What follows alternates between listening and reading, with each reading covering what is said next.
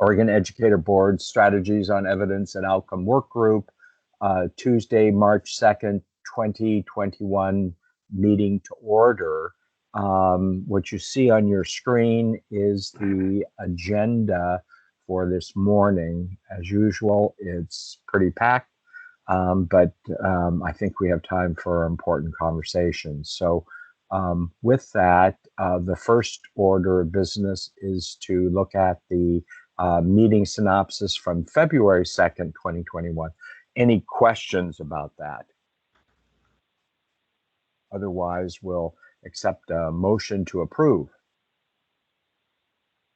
Yes, Bill, I'll move to approve the meeting synopsis from February 2nd. Okay, all in favor? Aye. Aye. Jeff, I see you're signed in, but I don't, looks like you're still muted. I am. Okay, Well, now you're not.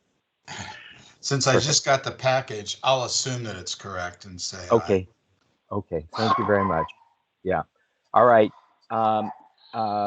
And hopefully we'll have Robert join us over the next several minutes. I'm actually here. I have no excuse. Time got away from me. Oh, that's fine, Robert. That's great. I'm glad that you're on board. Thank you. Okay, so our first topic is going to be hearing about Moda 360. And this was a packet that just showed up. I have not read it yet. So, Erica, are you going to be taking us through this? Yes. Hello, everybody. Good morning. And so you may get extra questions or people needing a little time. So you take your time to go through this.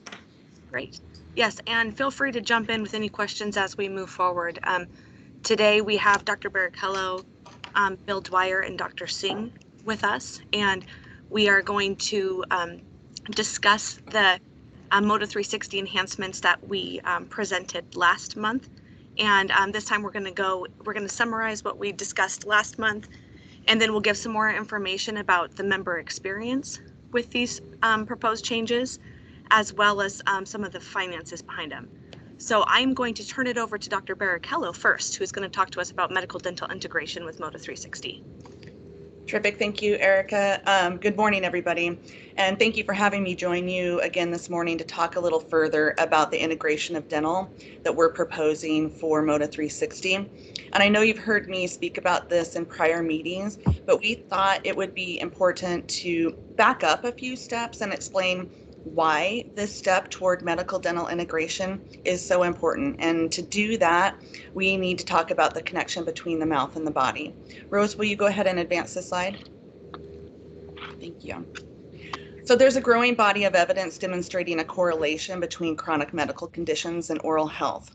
On an almost monthly basis, new research is being published connecting diseases of the mouth, primarily periodontal disease or gum disease, to a wide variety of chronic health conditions like diabetes, heart disease, respiratory disease, multiple types of cancer, rheumatoid arthritis, and Alzheimer's, just to name a few. And these connections are still being researched so that we can fully understand the mechanisms underlying them. But for our purposes today, I'm just going to describe a few of these in more detail to give you a sense of this new arena. And I'm going to start with diabetes. The relationship between diabetes and gum disease is possibly the best understood of all the different conditions. The relationship is bidirectional, meaning diabetes impacts periodontal disease and vice versa.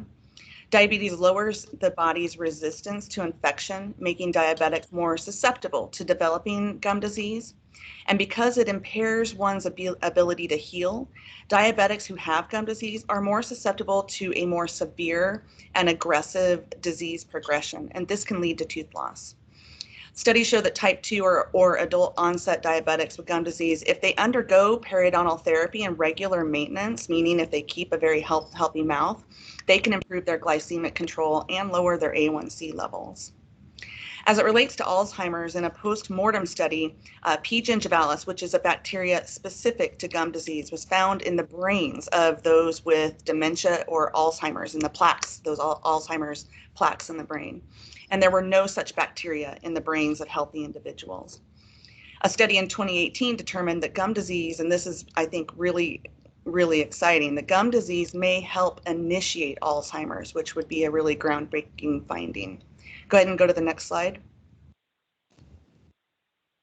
In a study published in 2017, it was found that periodontal pathogens contribute to the development of atherosclerosis or arterial plaque. So inflammation is the body's natural response to infection. When gums are inflamed, as is the case with gingivitis and periodontitis, they bleed easily. And bacteria common in the mouth can then enter the bloodstream, which I always refer to as like the highway system of our body.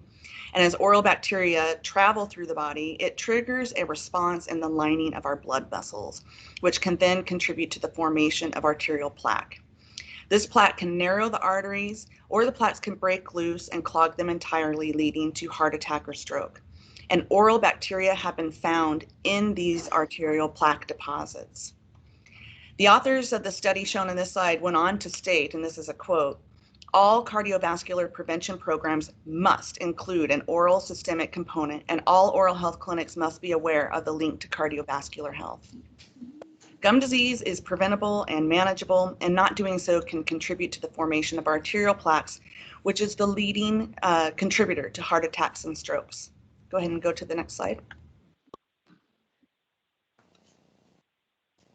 So heart attacks have been the #1 killer in the US since 1990. Someone has a heart attack every 40 seconds, and every 60 seconds someone dies. Stroke is the #1 cause of disability. Someone has a stroke in this country every 40 seconds. Not only is cardiovascular disease the leading cause of death in the US, it's responsible for 17% of national health expenditures. As the population ages, these costs are expected to increase substantially. According to a study in the American Heart Association in 2014, the direct and indirect costs of cardiovascular disease in the US was $330 billion. Further, the study projects that in the next couple of decades, the number of Americans with cardiovascular disease will rise to over 131 people, with costs expected to reach 1.1 trillion. And now we're learning that by simply maintaining our gum health, we may be able to help prevent the formation of those arterial plaques, which is underlying each of these expensive conditions. And we may be able to impact those costs with simple dental interventions. Gum disease is preventable and it is manageable. Go ahead and go to the next slide. So by addressing and maintaining oral health, there are potential medical cost savings. And this is a slide that I have presented to you in the past. This is a peer-reviewed study published in 2014 in the American Journal of Preventive Medicine. Medical and dental insurance claims data over a 3-year period were analyzed for nearly 340,000 individuals. And people were included in the study if they had a diagnosis of at least one of the specified systemic conditions and they had periodontal disease. And they found significant cost savings and reduced hospitalizations for the members who received treatment for their gum disease. And this type of study has been repeated by other entities. And the savings amount varies some, and in fact, the numbers I have on this slide represent some of the more conservative estimates, but all confirm medical cost savings with periodontal treatment and maintenance. Go ahead and go to the next slide. So I think everything that I've just described makes a really strong case for why we need to view health holistically. As I say repeatedly almost every day, there is no health in the absence of oral health. And medical dental integration is essential, and that can take multiple forms. There are many integration opportunities at the point of care, so in medical and dental offices, but for today, I'm going to focus on the carrier's role. And so much of what we can do to meaningfully promote whole person care is based on data. And that data can inform care coordination, integrated disease management, increased education and targeted education for members, and appropriate referrals to help close gaps in care and make sure that we're assisting our members in getting that essential preventive care and periodontal maintenance. So go ahead and go to the next slide. So that data and all those integration opportunities are at the foundation of what we want to accomplish by adding dental to Moda 360. So now I'm going to toss it back to Erica to talk about Moda 360 medical dental integration a little bit further. Thank you. Thanks, Dr. Barrichello. Next slide, please, Rose. Great, thanks. Just wanted to spend a minute talking about what the medical dental integration for Moda 360 will look like for the member. So members who have both medical and dental benefits with Moda will have their calls directed to our Health Navigator team. Today, our Health Navigator team receives all of the calls for members with medical and pharmacy. So they are responding to those calls. And with the medical dental integration, members who also have dental will have those calls come over to our Health Navigator team as well. And that will allow our Health Navigator team to use our new Moda 360 console. So they'll be able to connect members to care and appropriate programs. So the console will include care alerts related to dental so that members can help or so that the health navigators can help close some of those gaps in cares. For example, if a member has not seen a dentist for over a year, or if they have not had periodontal maintenance, or if they have not engaged yet in our Health Through Oral Wellness program, the health navigators can help close those gaps, and then can also help connect them to appropriate programs, such as a dental provider who participates in the Supervisor Health Through Oral Wellness program. There will also be enhanced digital tools, dental tools, and enhanced dental experience in our member dashboard around Moda 360 that will give members access to additional tools to be able to help them manage their dental and oral health. And then our care management teams will use the integrated data for predictive outreach and member engagement, so that we'll be able to identify more members for appropriate programs on the medical side using that dental data. And I see that somebody has a hand up. Was there a question? I see Jeff. Jeff, you have a question? You're still muted. Yes. Okay, sorry. So how does this work where we have an employee who's elected to take their dental coverage through their spouse's employer, or one of our members who has, say, Willamette Dental instead of ODS? Yeah. Is there at least a question to them, or a notification of some sort? How does that work? Yeah, so if their dental is not with us, then we wouldn't have the dental data that would be feeding into the console. But yes, definitely there could still be questions related to dental, but we wouldn't be able to have the care alerts around, if they've seen a provider within the last year, or if they're seeing a provider in the Health Through Oral Wellness program, those types of alerts. So I think I'm hearing, but just want to confirm, would there be an outreach to say, when was the last time you saw a dentist, or are you up to date on your preventive dental care? There could be, Jeff. We could definitely work that into our workflows, but it just would not be an alert. Sure. Yeah, but absolutely we could do something like that. Thank you. There was another question that I see. Will employees still be able to opt out of plans individually, or if they enroll in medical, are they required to choose a dental plan? I'm not sure how that's. Yeah, and that sounds like an eligibility question for OWEB. All right, we'll deal with that. We'll hold that. Rose, hold that, and we'll get back to the person who raised that question. Thank you. Go ahead. Great. And any other questions about the medical dental integration before we move on? So just for me to summarize, it sounds like the idea here is to wrap in the dental coverage into the whole movement to health navigators, as compared to just who have these enhanced trainings and capacities to coordinate. Yes, that is one important aspect of it, Dr. Siltebo, as well as bringing that dental data in. Right. Correct. Yes. Great. Very nice. Great. Well, thank you. Rose, next slide. All right, and now I'm going to pass it on over to Dr. Singh to talk about chronic kidney disease. Good morning. Delighted to present further on the topic of chronic kidney disease and our proposed offering here. As a reminder, more than 10% of adults have CKD here in the US with increasing prevalence, and we're seeing it at a younger age.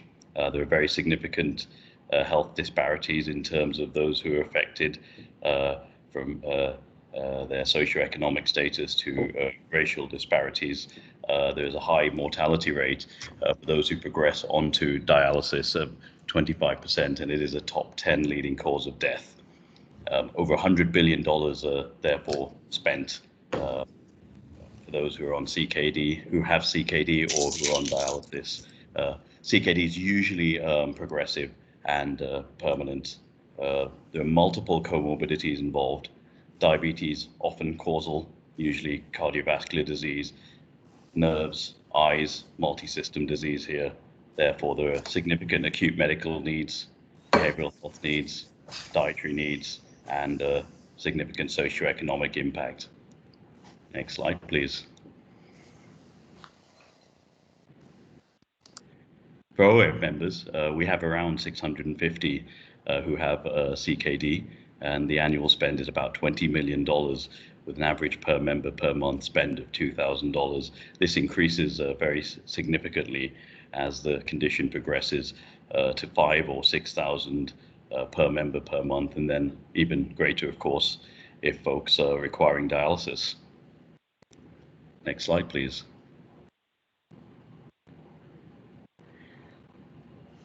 So what can be done to address this condition? So the areas that could be targeted: earlier identification of those at risk with preventative measures, information, education, preparation. The key issue is crashing into dialysis unexpectedly, and the system as it's set up today moves folks towards a very high cost in-center dialysis. We intend to partner with a vendor expert in this space to enhance our offerings. And vendor models essentially offer earlier identification. They can, with the correct data and analytics, predict the onset of CKD, and even those who are very likely to progress onto ESRD and require dialysis. To target those members with appropriate disease management, the correct type of support, care coordination, we can reduce the progression of disease and educate them around options that may be more suitable for them. Next slide, please. So what does that look like practically for a member? It's a nurse practitioner-led coordination service. Initially reaches out to all the relevant docs. As you can imagine, there's several doctors providing care for these patients typically. So enrollment within the vendor program that is brought together. There's proactive scheduling of appointments as needed for the PCP nephrologist earlier than perhaps would be the case. There's then follow-up with post each visit to negotiate and agree upon a best practice management plan, and then help the member to comply with that.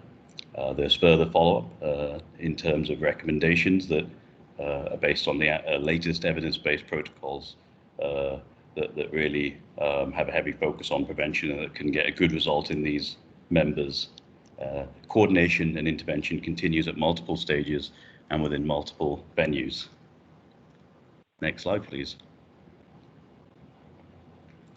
This can be at the point of care within care centers in the form of disease management, education, modality education and selection and preparation for that.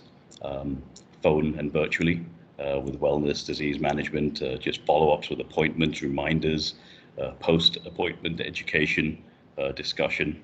That's the visit follow-up.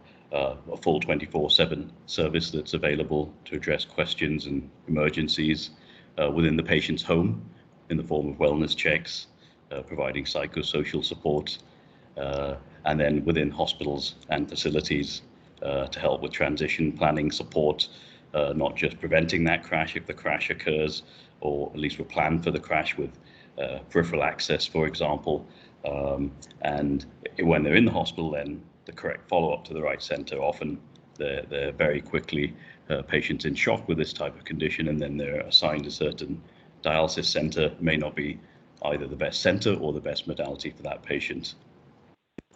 Next slide, please.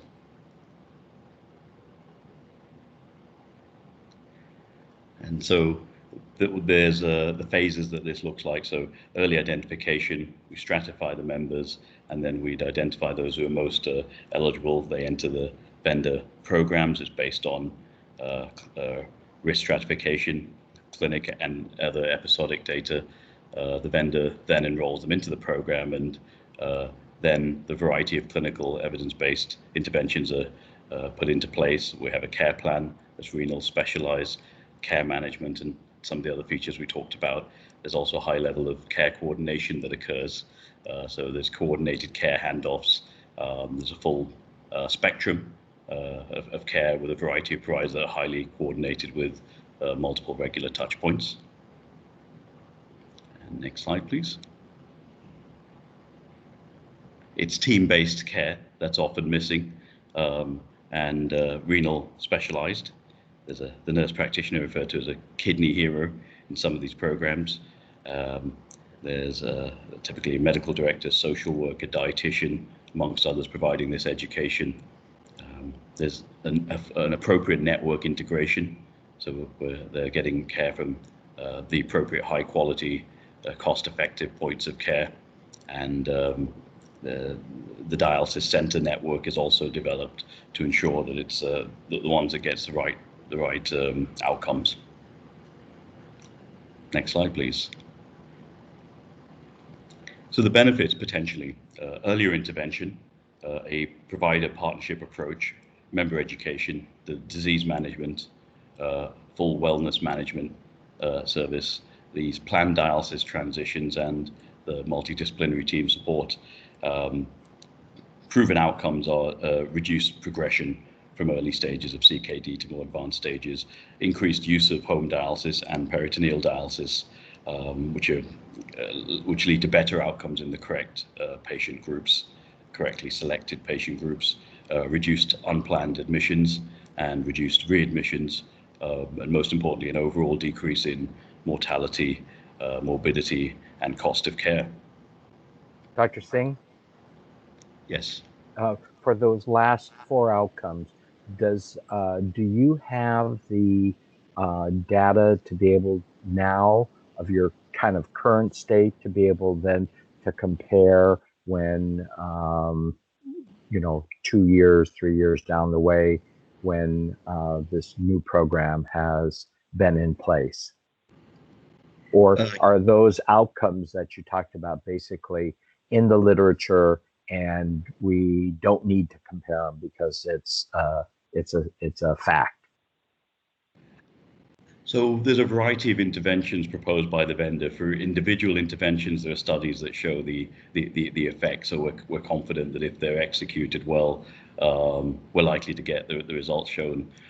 That being said, with any new service we roll out, we would be undertaking robust analysis, prospectively, retrospectively, to try to compare sort of matched populations and members to see that we're getting the outcomes that we would expect. Yeah, one of the reasons that I raise the issue is, if this is effective, it's sure something that Ppe may be interested in. It sure may be something that the CCOs are interested in. It would be helpful also over time, not necessarily in the next several months, but over time, to hear what Kaiser Permanente is doing in regards to this also, so that we have essentially all of our people responsible for are covered. And it's also, if this is something that makes a big difference, this is one of the ways that OEB can kind of lead the state to a better place in regards to care. Oh, excellent. Yeah, no, I'd agree fully. We're actually quite excited about the impact that these vendors are already having across the country. The interventions that they're talking about have in isolation been executed in different settings. I think these offerings, after our early analysis, are offerings that we're strongly recommending here today. I'd like to hand over to Bill Dwyer to give you some of the financial picture in terms of the impact that this could have. Yeah, hi everyone. So I've got 5 slides to show you here. 3 of them are slides that you've seen before. Can't hear you, Bill. Okay. I'm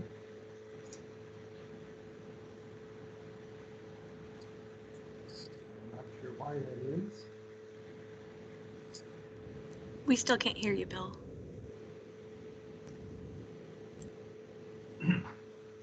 Try a different speaker. How's that? Not very good. You'd have to yell. How about now? Perfect. Oh, perfect. Sometimes you just turn it off and turn it back on again.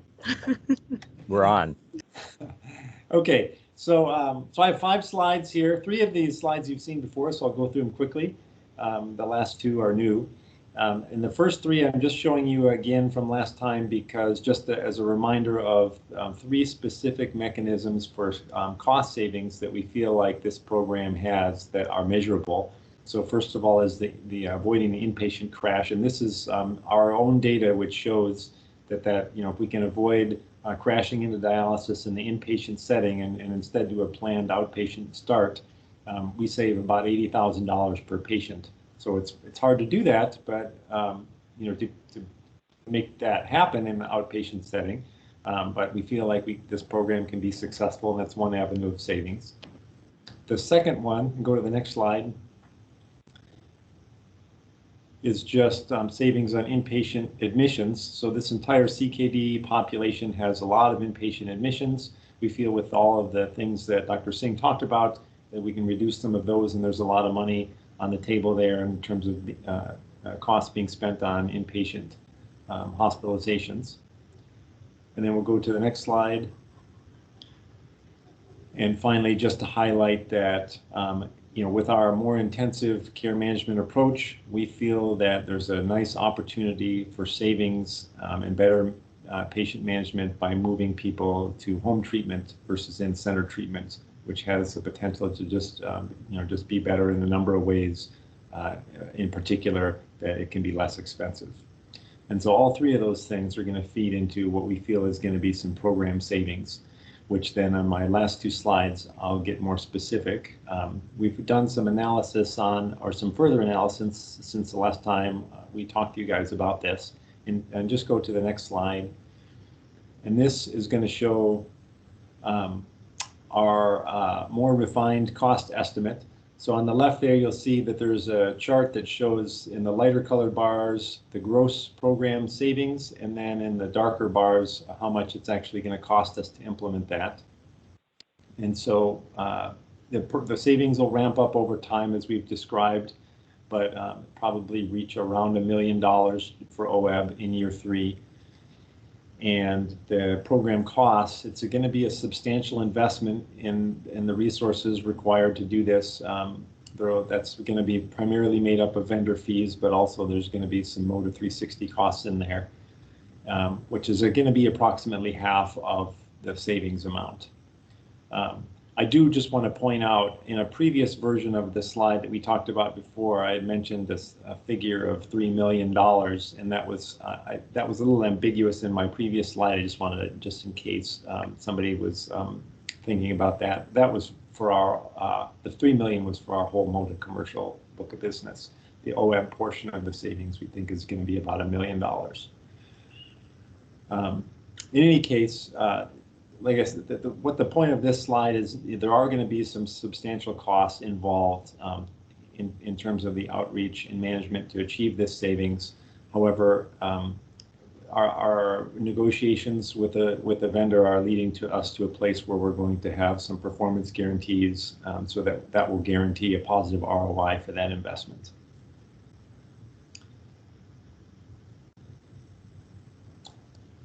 All right, so this is Jeff. I'm sorry that I haven't had a chance to look ahead earlier, but are you going to get to, when you go to in-home treatment, you have to buy a unit there, or do you rent the unit, or what are the financial mechanics of setting up home dialysis? And are you going to get there anyway? I just. You know, Jeff, that is a great question, and you're the first one that's asked that question. So unfortunately, I don't have an answer for you, but we can look that up. I don't know if Dr. Singh would care to weigh in on that. I'd be very surprised if we had to purchase the equipment for each member, but I don't know, Dr. Singh, do you have an idea of how that works? Yeah, my understanding is that these modalities are already offered by all of the dialysis providers. It's really just the percentages and the way the system's set up that drives. So we're talking about home dialysis? Yeah.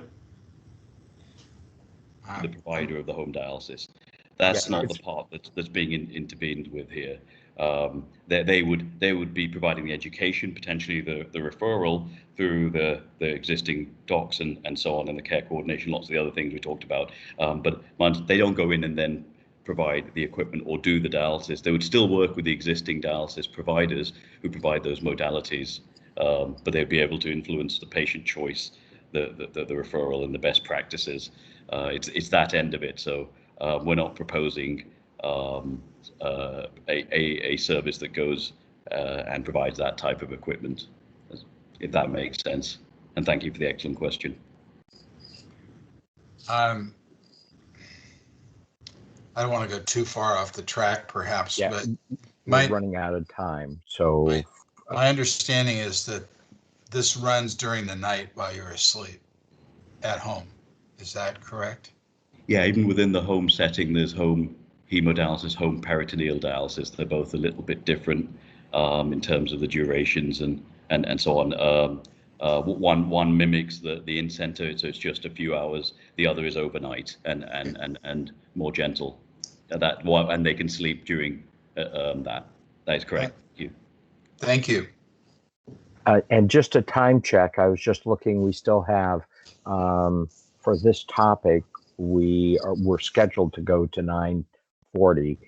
It's 9:35, and we still have several more to get into. I understand we'll go a little later, but Robert, do you have a question? Yeah, it's just a quick question. Going to this vendor model, I see that. Could you tell me which constituency groups who might be opposed to this change, if any?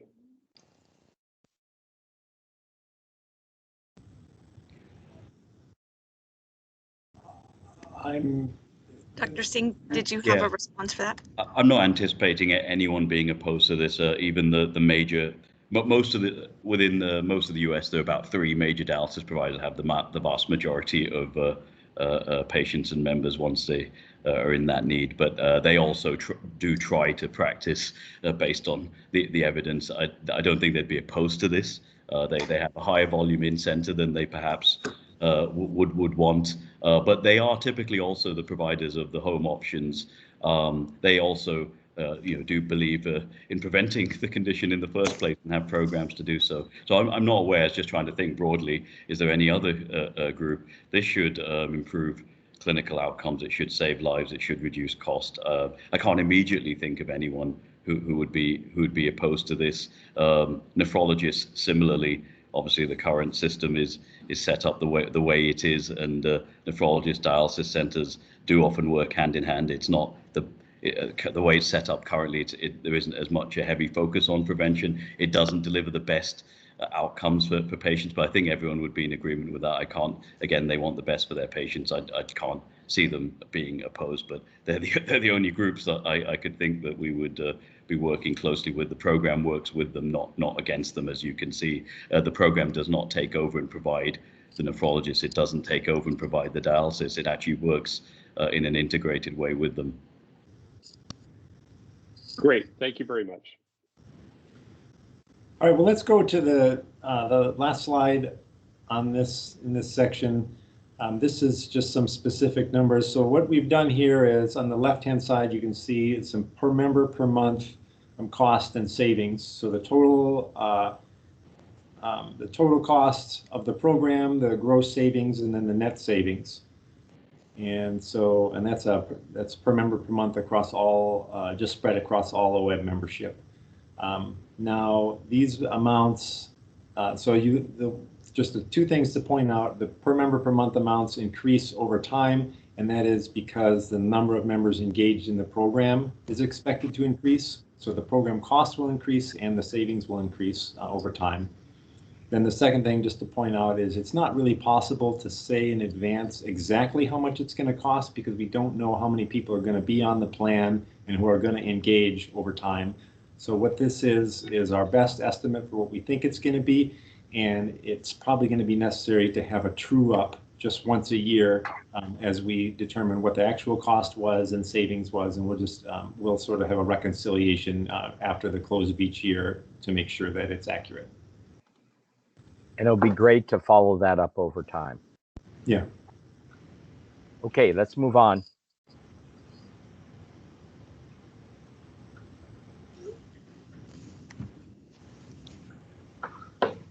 I'd now like to detail our musculoskeletal program, and I'll try to move through these slides a bit quicker to save some time, but as always, we're delighted to take any number of questions. Our program involves prevention, steerage decision support, and surgery support if and when needed in the form of centers of excellence. We're going to home in today on the virtual physical therapy offering. Next slide, please. Improving musculoskeletal condition management. So these conditions are common. They cause significant sort of pain, suffering. There's high cost. Very quickly, the system leads to surgical intervention with significant use of painkillers, particularly concerns with the high levels of opiates that are prescribed, and the system quickly drives people into the high cost setting. We intend to partner with a vendor in this space to enhance our offerings for physiotherapy. The vendor models typically better diagnosis, education as virtual PT delivered through a tablet device, along with coaching, and they're following evidence-based practices. Next slide, please. So OEB spent about $60 million on musculoskeletal conditions last year. You can see that divided across 3 buckets of inpatient, outpatient, professional settings. All of these buckets fairly large, but just highlighting there in the very top right the very high cost once we're in the inpatient setting for interventions. Next slide, please. So the virtual physical therapy, it is a technology-enabled interaction with a physical therapist. There are then added activities, so the physical therapy occurs virtually, and then there's added activities for later use, which the member can undertake, and they have additional live in-person support. The hardware itself has a screen, camera, sensors. There's obviously software that makes this all happen, but then there's also bands that are worn around the body, and the sensors and camera can see those bands and therefore measure the type of activity and the effectiveness of the exercises. It's a full range of conditions, and essentially the technology enables this assessment and monitoring and comparison against established functional outcome scales. Next slide, please. How does this feel for the member? What's their experience? So they sign up on the website or via the app within the system. Then there's the pre-appointment intake, which uses a variety of standardized assessments, followed by a virtual appointment where a care plan is devised. The physical kit arrives through the mail with the components we described, and then the video sessions themselves can occur with a physiotherapist. There's, in addition to the actual sort of prescribed formal sessions, then there's lots of other programming that is actually dynamic and monitored and measured through the sensors and the computerized system. And for example, every time an exercise is undertaken there, typically the next day a report is generated from that. So it's interactive. There's also significant educational component to this that's based upon the specific diagnoses. A chat function exists, and a typical course would last for 8 to 12 weeks. Next slide, please. To the interventions themselves, there's a big focus on identifying the root cause before the whole program even starts. There's a heavy focus on evidence-based practice. There's screening for more serious underlying issues rather than just pressing ahead with delivering the physiotherapy. Of course, it's delivered virtually. That is the key intervention, but also a variety of activities are added, and there's a large coaching component with goal setting, motivational techniques that in some cases lead to a positive behavior change as well. Next slide, please. Potential benefits and outcomes. There's better adherence to evidence-based care. There's a significant component of self-management built in to the technology. The convenience of timing and location by itself can improve adherence because it can be done at whatever location, at whatever time the member has. There's early and ongoing intervention when face-to-face appointments are not practical. That's obviously incredibly useful during this COVID pandemic, but also going to be useful beyond the pandemic. The outcomes are cost reductions in ED visits, surgery, reduction in the use of pain medications. There's also anxiety, depression, and other impacts measured. The vendors are showing reductions in all these areas, improved productivity of the member in their day-to-day lives with reduced fatigue. Next slide, please. I'd like to hand over to Bill to give us some more financial information in terms of the impact. Yeah. And similarly, so I have one new slide and one slide you've seen before. This one you've seen before, just highlighting that we looked at various vendors in this space. They all have a lot of claims that they make. The key is selecting the right vendor and finding ways to actually prove what the savings are.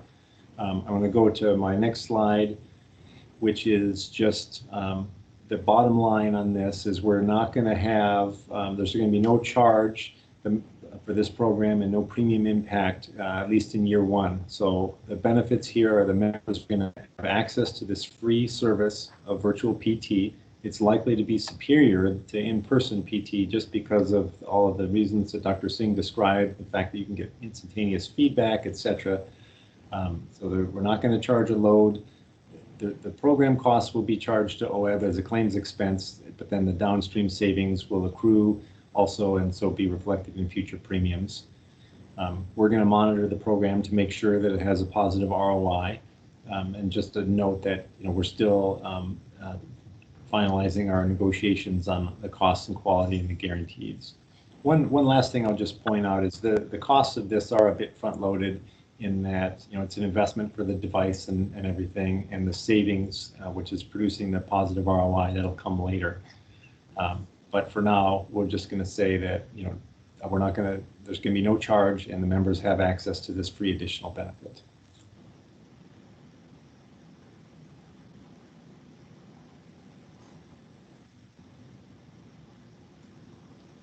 So then the last thing, this is our last topic here, just on advanced imaging steerage. And similar story. This is a slide that you saw before last time. The idea I'm sorry, I'm going to, there's a hand up. Robert?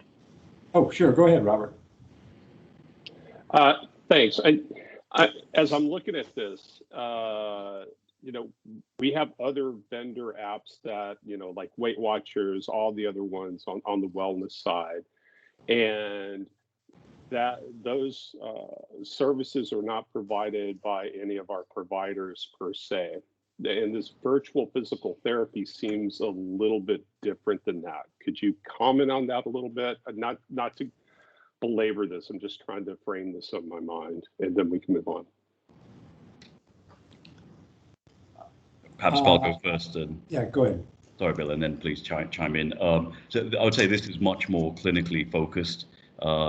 There's very specific protocols and guidelines utilized. So it would apply to maybe a smaller percentage of the population. The key intervention here is the physiotherapy itself being given to a very high standard virtually. Though it's a great point you make. There's some overlap, some commonalities But all of those additional activities are going to be very closely tied to the clinical conditions and the physiotherapy that's being delivered here. I think that's probably one of the major big differences. The technology, the amount of data it captured, really we've been quite impressed. It just enables capture that's better than anything that it can currently be observed during physiotherapy, because it's got exact angles, and then they plot that and they run analytics that can then enable them to target certain joints in a different way. It also has a higher level of diagnostic accuracy. Even the best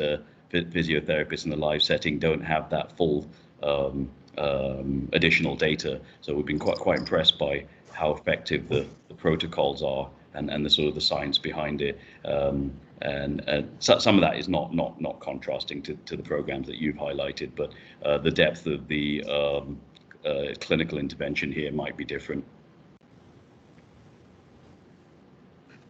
In many ways, it's an Thanks. alternative to on-site physical therapy. Yes, as a minimum, it is definitely that. Yes, thank you. So impact, and as long as patients have the option, as an add-on, it's a good thing. Yes, it would be ideal if this is always an option. Yeah. Yeah, and Dr. Singh, do you want to just briefly speak to the access benefit with the virtual PT? Yeah, certainly, because of course often there is a backlog to accessing these services. Sometimes you have to wait a significant amount of time. You have to go a certain distance from the home, and often that would have to be during the day when members are employed, affecting employment, and so they just don't do as much as they could or should. There's also the whole motivational side, because it gives you direct feedback, so it feels like, and you've got 24/7 support, the chat function. So every time you want to run an exercise, evenings, weekends, whenever you're available, you feel like it, you're getting that. In the normal setting, evidence suggests most folks who require PT don't do enough of the exercises outside of their in-center setting. Even in the in-center setting, they don't get as many sessions as they should or could. They don't attend as many as they could. This addresses a lot of those types of access measures. Of course, they can ramp up capacity, as with anything delivered virtually. In theory, they can provide that capacity from anywhere in the country very quickly and easily. So we wouldn't have hot spots across Oregon or anywhere else where there just isn't that, where there's a constraint, a physical constraint, and so on. So the improvements in access measures are very significant against for a variety of different reasons.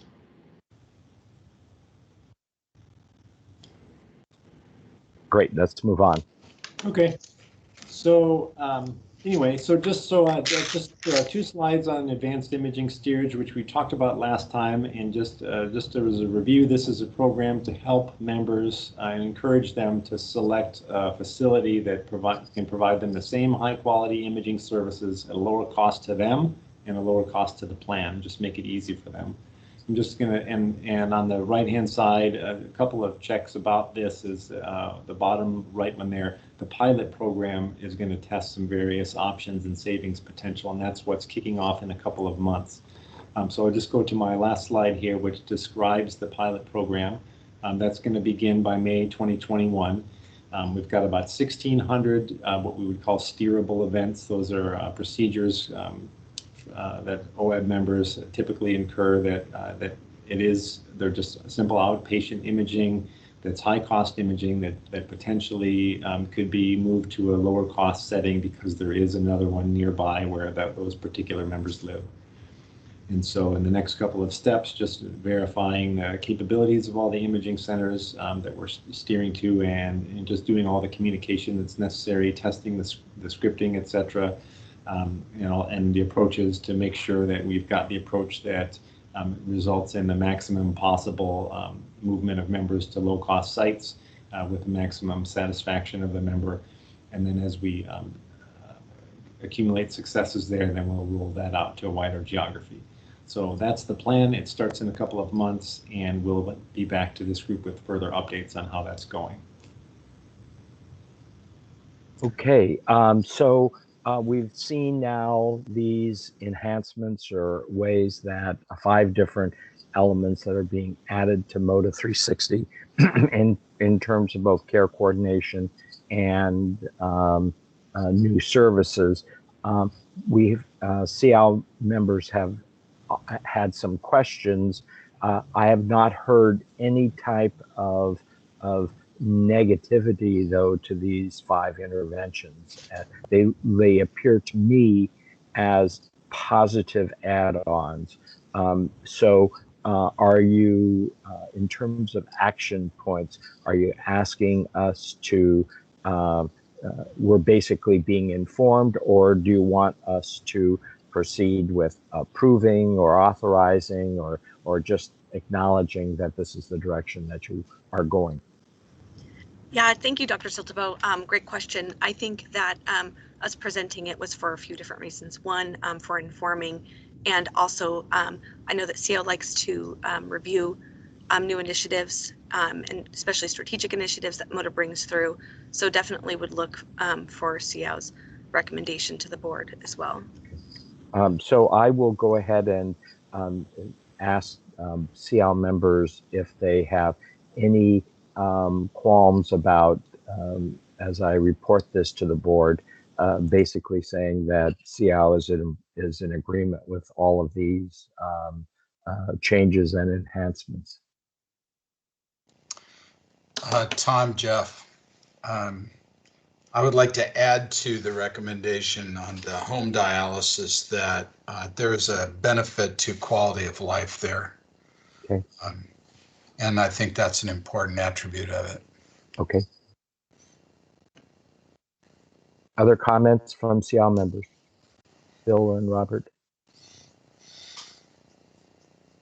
No additional comments. Okay. I'm just kind of surprised a little bit and impressed that in some comments were made during the presentation that home care actually has better service than the office, which is kind of shocking. Right. Usually things are coming out of the office and trying to scale down to get it to home care for lower cost, but so I was a little surprised by those comments, but all good. Okay, very good. So yes, we will forward this to the board full speed ahead. My only request is continuing to look at I'm always interested in looking at the metrics and how things are moving forward, and it may be that we get a subgroup of SEOW just to sit down with you and look at that. I don't know if we need to get into the weeds.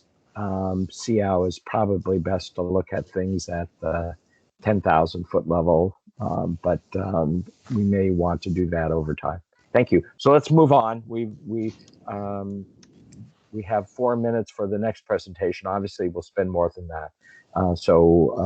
This is next one is a also very important issue. So we'll move forward.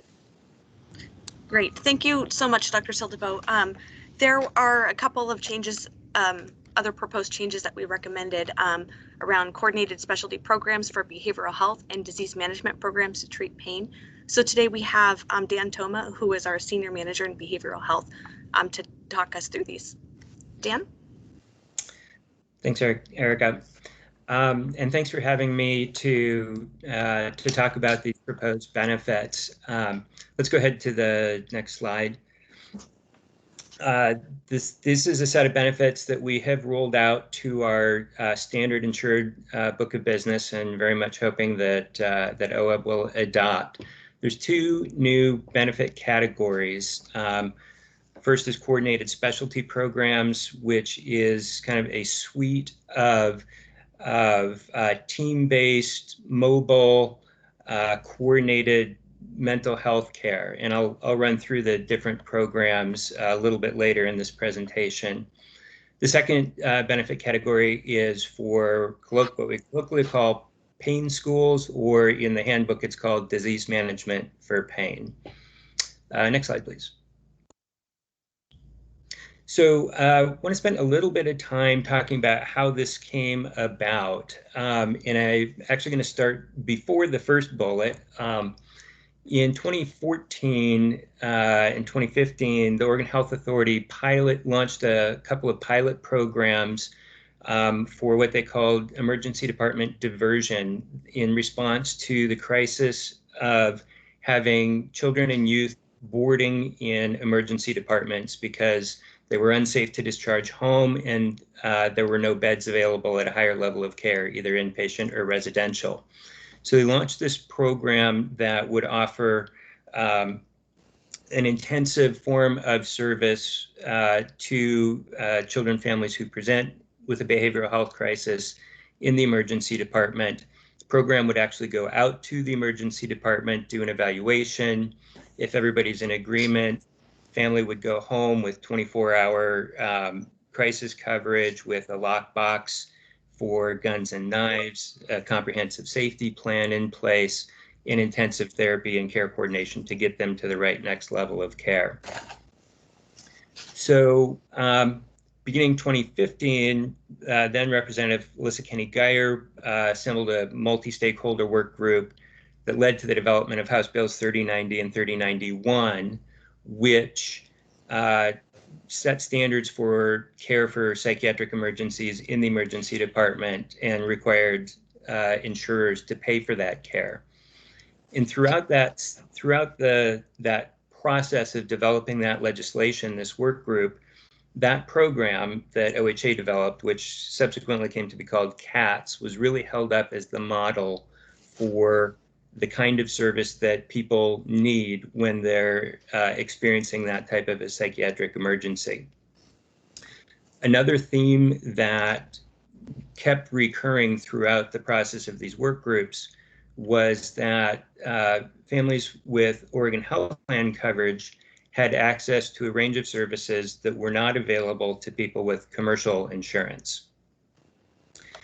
And so as a result of that disparity, I kind of stuck my neck out in the group and said, hey, we've got a bunch of insurers here. We have a bunch of community mental health plans here. Does anybody want to go off, form another group and work on how we can decrease the barriers to people with commercial insurance accessing these services? And we did get interest from both sides, the carriers and the providers, and we worked on that and came to some general agreements over the next year and a half. At the same time, I really wanted Moda members to have access to this CATS program. And I had done a little bit of negotiating with one of the CATS providers, and we couldn't figure out a way to make that work with our commercial benefits and with their program structure. And I called up somebody who worked in that program. She put me in touch with the administrator at the Oregon Health Authority who oversaw those contracts, and we hatched this scheme. Where the idea was, I want Moda kids to have access to this service, but didn't feel like it was good enough if only Moda kids had that, because I didn't think it was scalable in that way. And we needed kind of as much of the commercial industry to get on board with that as well, so that the program could be scaled and truly be available to kids. So we pitched this to people from that commercial CMHP work group and say, hey, should we develop a model where we can overcome these specific barriers to being able to cover this program? And so we worked at that for about a year and a half to come up with ways to structure contracts, to structure benefits, to structure funding in such a way that that commercial carriers could pay for and these community mental health programs could provide and be reimbursed for this type of service. And out of the lessons that we learned through that process of identifying those barriers and figuring out ways around those barriers, Moda developed on our own the benefit for coordinated specialty programs, which takes a lot of that same model and applies it more broadly. And what we've done here is we've created a benefit under commercial insurance that finally matches the services that are available to people with coverage through a coordinated care organization. Next slide, please. So we've got a whole alphabet soup here, and I'll just go through these real briefly. Crisis and Transition Services, or CATS, is the program I just described to you for children and youth in crisis. Second program is Early Assessment and Support Alliance, or ESA. This is a nationally recognized treatment model for youth and young adults with a first break psychotic disorder. And again, similar to all of these programs, these are team-based approaches. These are mobile approaches, so they don't require the patient to come to the office necessarily. They'll go out to where the patient is. They're multidisciplinary, they're trauma-informed. So that's early assessment, or ESA, for kids with first break psychosis, typically a 2-year program. The next one, Assertive Community Treatment, or ACT. I like to say this is for people who didn't get ESA when they needed it. This is for adults with severe mental illness who have profound functional impairment, high use of inpatient services, emergency departments, often are without housing, frequent contact with law enforcement. And again, the treatment goes out to the patient, meets them where they're at, and tries to help that person establish some basic stability. The next 2 sets of services are, again, for youth and families, children, youth, and families. Intensive outpatient services and supports is, again, team-based treatment with therapy and skills training, often in the home. And then intensive in-home behavioral health treatment, or IIBHT, is actually a brand new service that the Oregon Health Authority just finished creating administrative rules for last year and is just right now launching, which is a very similar program, but higher intensity. Psychiatry is more deeply involved, higher frequency of visits and contacts. Also, peer support is an important component of many of these models, if not all of them. Next slide, please. So we really developed this benefit to address these systemic gaps in our service array. Going back to the OHA work group in 2014, addressing emergency department boarding for youth. It's a terribly anti-therapeutic thing to do, to take a child who's in a behavioral health crisis and warehouse them in an emergency department for 3 days, 5 days while they're waiting for a bed. And then on the other side, addressing the issue of unsafe discharges, where somebody goes in, oh, there's nothing available for you, go, try and find an appointment. Good luck with that. Another systemic gap that these benefits address is the rigid service models that are typically associated with commercial insurance, where the patient goes to the provider's office and either talks for 45 minutes and goes away, or talks and gets a prescription and goes away and takes the medication. That's sort of been the historical commercial insurance version of mental health treatment. That version of mental health treatment does not work for many people. A lot of, for kids with serious mental health issues or in a crisis, that's just not an effective treatment model. Similarly, for many adults with serious mental illness, that's not the type of care that they need. And then this benefit also addresses incompatibilities between the services that are provided by community mental health providers and the historical commercial insurance model. One of those incompatibilities has been the barrier of member cost share. So in commercial insurance, we just sort of have a tendency to take it for granted that you're going to have a copay or a deductible and co-insurance for the services that you receive. Community mental health, they don't operate under that assumption. They're used to dealing with people without significant financial resources, and they understand the severity of the barrier that the member cost share can be. Next slide, please. So current state for OEB, so current state for Moda's standard book of business, we rolled out this benefit on January 1st of 2021. We're proposing it for OEB for October 1st, 2021, very much hoping that you will adopt it. Some of these services are already covered. The intensive outpatient, or IOSS, is a service that we've got kids receiving today. Others of these services are covered in theory, but we historically didn't have the infrastructure, the contracting, the billing mechanisms, and so forth to make them available in fact. So it's been difficult to make these services available. Certain providers were out of network, or we didn't have those services in the provider contract, didn't have standardized coding, and the community mental health providers have typically given priority to publicly funded patients in line with their mission and their stream of funding. Next slide.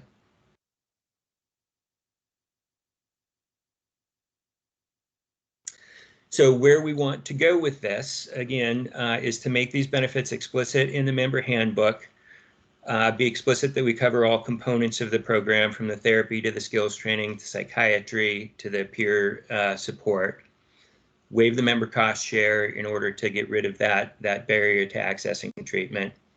And we have been furiously working at contracting with providers and updating our contract with existing providers to provide that payment mechanism for these services. Next slide, please.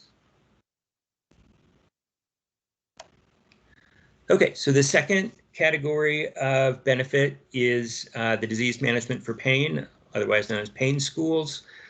And the model is actually quite similar in many ways, but instead of treating a mental health condition, this benefit is intended to address chronic pain. So these programs are multidisciplinary, they're multimodal, involving a psychosocial evaluation, coordination with the patient's medical providers, providing gentle movement, and getting people used to increasing levels of movement in ways that don't tend to exacerbate the pain, mindfulness training, and psychoeducation about the nature of chronic pain. The outcomes associated with these programs are decrease in fear associated with the pain. We'll talk about that a little bit more in a bit. Improved mobility and functioning, and regaining of confidence, and folks feeling like I can go out and live my life again. Next slide, please. So the issue of chronic pain is very different from acute pain, and routine medical care has pretty good ways of treating acute pain. In particular, medicines can be extremely effective in treating acute pain. Surgeries can deal with that to, heal a broken body part, those kinds of things. Chronic pain develops its own neural pathways that become, in many cases, divorced from the actual tissue damage which initially produced the pain. And so some of the education that goes along with these programs is to teach people about the nature of chronic pain, that it takes on its own life. And it doesn't necessarily mean because my shoulder is hurting that my shoulder is in danger or is damaged in some way. And that's a really key concept and takes a while to get there.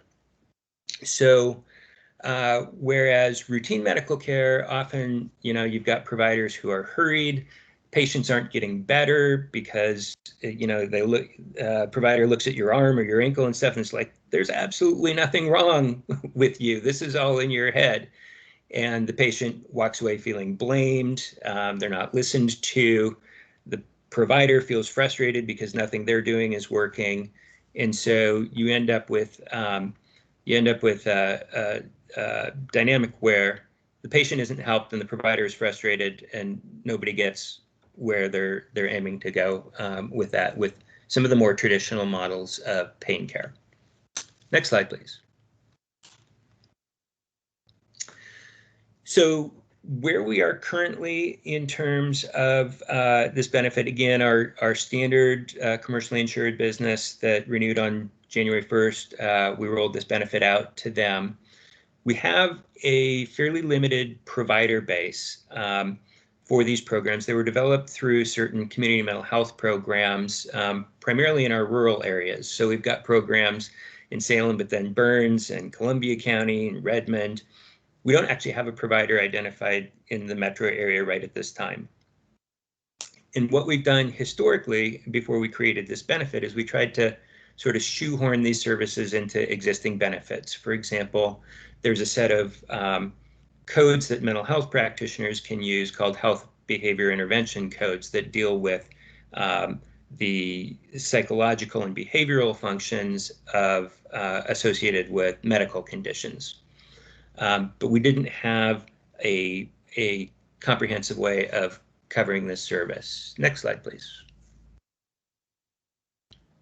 So where we're going, again, through creating this program, this benefit for the program itself, and waiving the cost share, the program is billed as disease management, and therefore we're able to incorporate all aspects of the program, including services that would not previously have been covered, like maybe the Tai Chi or the yoga, things like that, that don't fall under the traditional definition of a medical service, but when provided as part of this integrated program are really an essential part of that program. Similarly, waiving the cost share in order to decrease barriers and incentivize people to go to these programs. And we are looking at identifying who in the metro area is going to be able to provide these services to make this available more universally. And I believe that is my last slide. Yes, there's additional slides in your packet that have some quotes from patients who have been through some of these programs, and encourage you to take a look at those at your leisure. But questions? So this is Tom. The question I have. I'm sorry. The question I have. There's some reverb. I'll stop.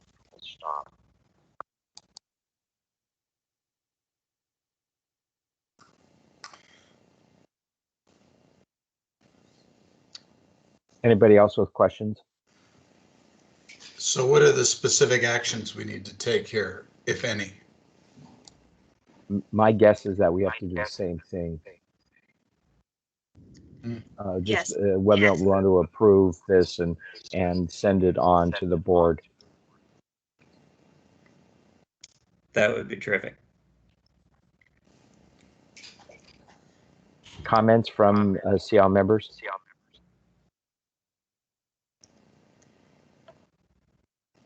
I approve. Yeah, it's Bill. I like it. It shows a lot of good stuff. Yeah, I mean, I'm impressed by all of the things that we've seen today. Important additions to service. So it's pretty easy to go ahead and recommend these. Getting follow-up and seeing how things work will be very helpful. Thank you very much. Yeah, of course. Thank you. Yeah.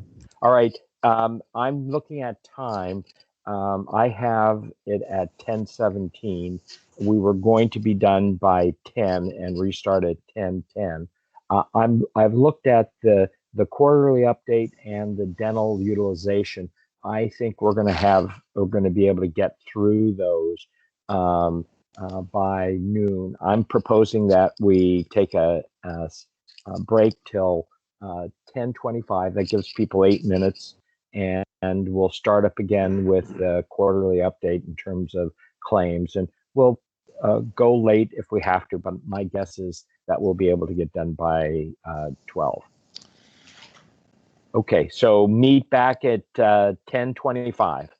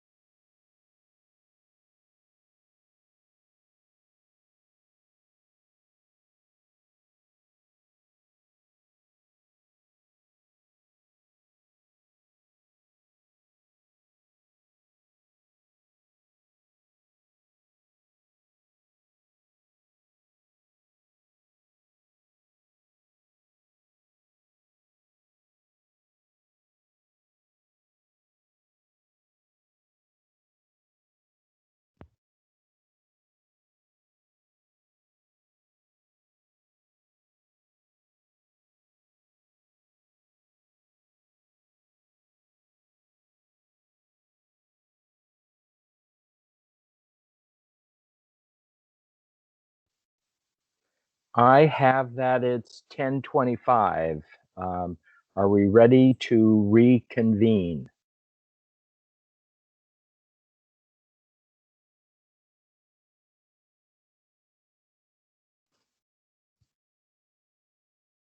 Anybody there?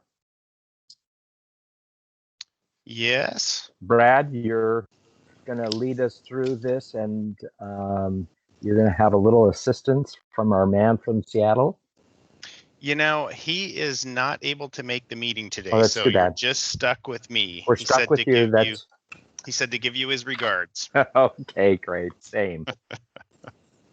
Same. All right. Are we ready to get started? I think so. Okay. Yeah. Let's roll. All right. Perfect. Perfect. So, you know, we can advance to the next slide here. So, and the next one. And so we'll pause for just a moment here. You know, we wanted to give a little bit of an update on the COVID-19 impact. The first thing we thought we'd do is just take a second to pause and provide a little bit of information that I think some folks have seen in the past, but it's a good snapshot of the actual COVID testing, hospitalizations, cases. So rather than just looking at financial numbers and saying, how did things change this month versus last month, really going in and looking at, hey, how many tests were performed and such like that. So really, to date, we've had almost 39,000 tests performed, you know, as of mid-January. So, you know, a good month and a half of additional tests since then, with about 26,000 done for Moda and a little over 12,000 for Kaiser. You know, of those, we've had just about 2,000 confirmed cases, just a little over half at almost 1,100 for Moda and a little under 1,000 for Kaiser. We've had 56 hospitalizations, 35 with Moda, 21 for Kaiser. And, you know, of that, we've had about almost 3% of our confirmed cases have been hospitalized. So, you know, even though we've had a number of cases, you know, that hospital severity has not been super high, a little bit higher for Moda than for Kaiser in those cases. We'll dig into a little bit more of the cost of treatment for Moda, and then, you know, we've got a little bit of county distribution as well, if you're interested in looking at that from Moda. So kind of just a few quick bites of key statistics or information in case you want to reference that later, or if you have any questions on that right now as well. And if there's no questions, we can probably move right on to the next slide. All right, so really quick, we won't spend a ton of time on here. This is just really talking a little bit about our data periods.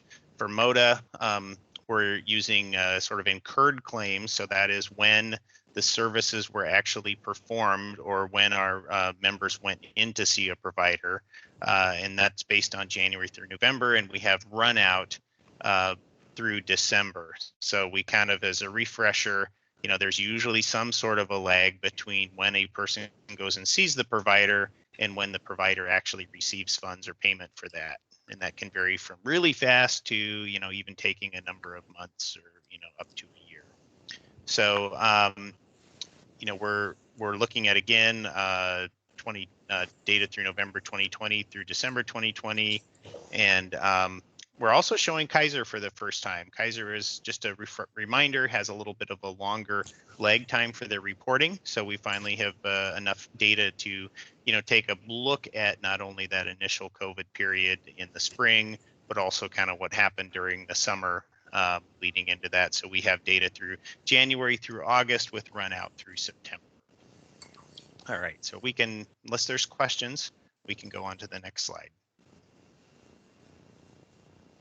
All right, so just this is a really quick overview, just from a very national and regional perspective on how COVID has impacted paid claims. And so it's kind of worth looking at this yellow point in the West to just give us a real high level feel. This is based on Willis Towers Watson, you know, survey data and claims data from a number of our clients. And, you know, we saw an impact start in April. Again, remember, we had that claim lag, saw a really big impact in May, smaller in June, And then other than August, things have really sort of settled back down. July, September, October, November, all a little bit up and down. We did see August take a little bit of a dip there. And that's fairly consistent with the US population in total. If you're interested at some point, you can go and look at the other colors, which represent kind of the central and East Coast impacts. And they do vary a little bit by region. So it's kind of interesting to go in and look at that. So if we go in, we'll next kind of dive into the OEB experience. We're going to look first at Moda on slide 6. We want to advance.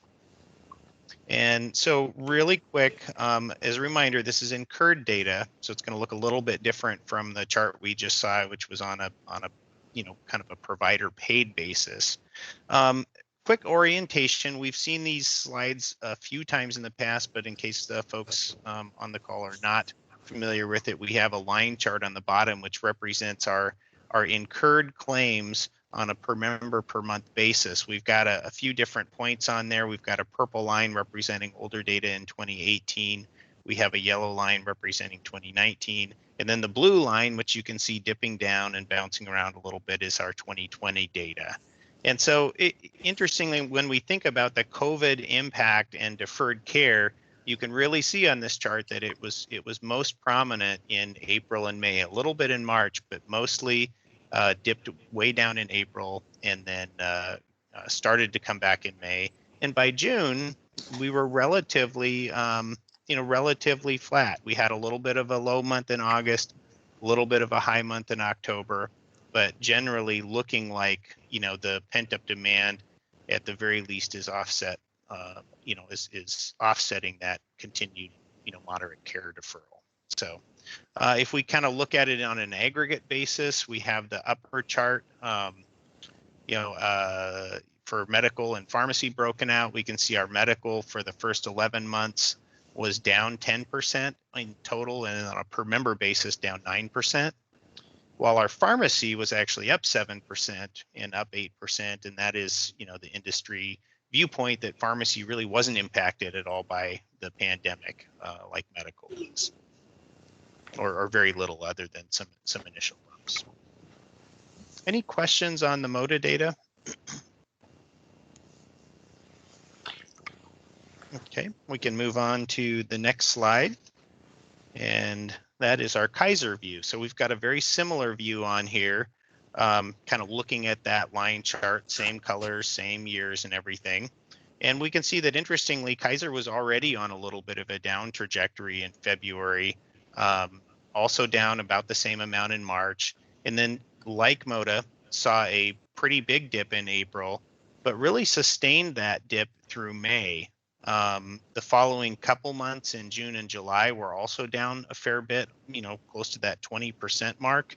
And then as of August, we're still down a little bit. So the Kaiser data right now is not showing a recovery or a full return, either through a combination of increased utilization, from normal, or pent-up demand from that deferred care.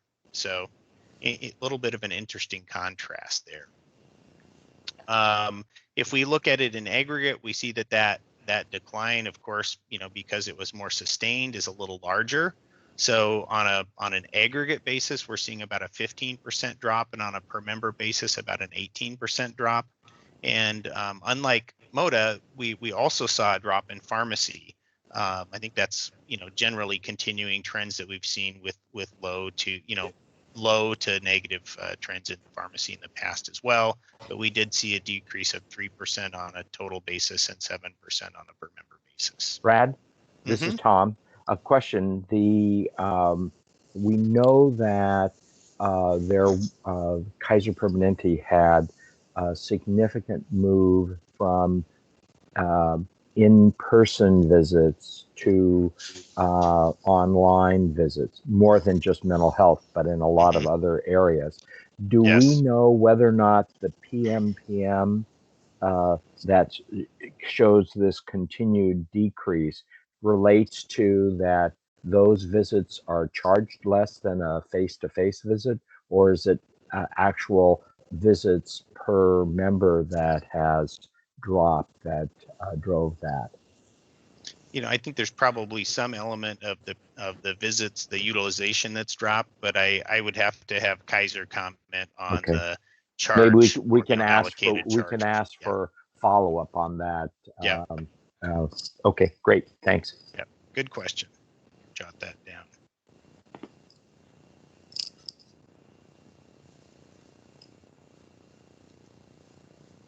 All right. So the next slide, on slide 8, we have a kind of a detailed dashboard for Moda. On here, we've, this really kind of just highlights for up in the upper left-hand corner, it says total medical. It's actually total medical and prescription drug. So we're just kind of highlighting how things have changed in total. And then to the right of that, we have a breakout by care category, and we can see sort of what pieces are driving some of that reduction in medical care. From an inpatient perspective, actually up a little bit.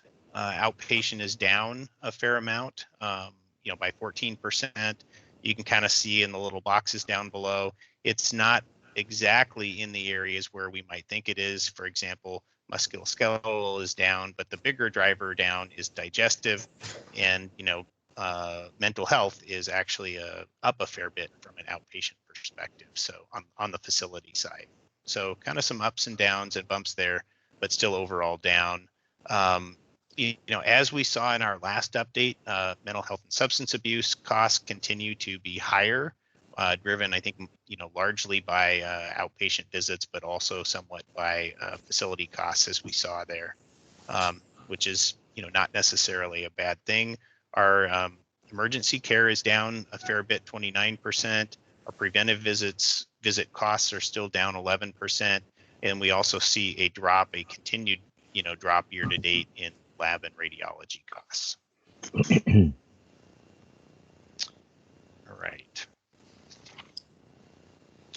And then on moving to slide 9, we have a little bit of a kind of a more detailed overview of the specific COVID impact costs. We've got a little bit of membership in there on the right-hand side and on the left-hand side. It's interesting to note that, as of February, the total U.S. COVID-19 cases were almost 85 per thousand, and OAB's case rate through mid-January has been only 15.5 per thousand. So we're doing significantly better than the national rate. And then if we kind of take a look down at the lower half of the page, we've got some specific dollar amounts and statistics for Moda and Kaiser. We've had quite a few tests, over 20,000 tests for Moda, with a total cost of about $2 million, with an average cost of about $120 per test. And then we've had about 525 confirmed cases, with an average of $1,562 per case. That's about $820,000 of actual COVID care charges that we estimate are out there right now. And on the Kaiser side, we've had just a little bit over 4,000 tests.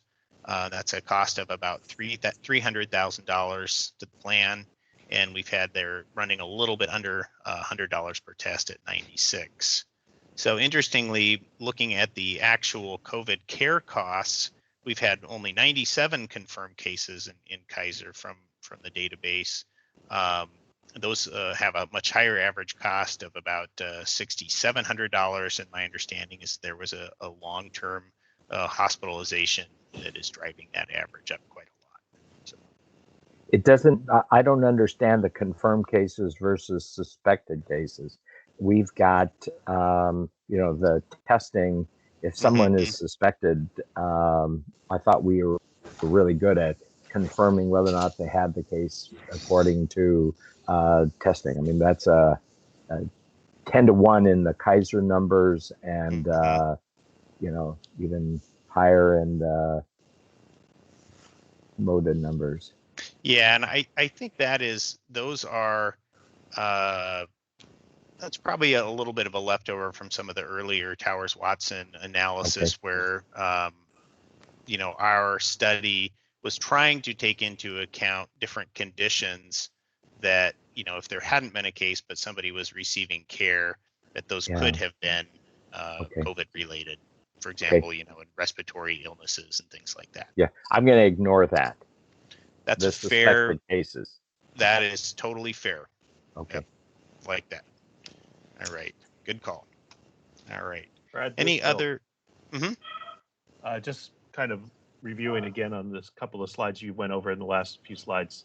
So how do those compare to what your actuarial projections when we entered this year on the balance and affecting the reserve funds based on your projections on the fees coming into where we stand now halfway through this medical year?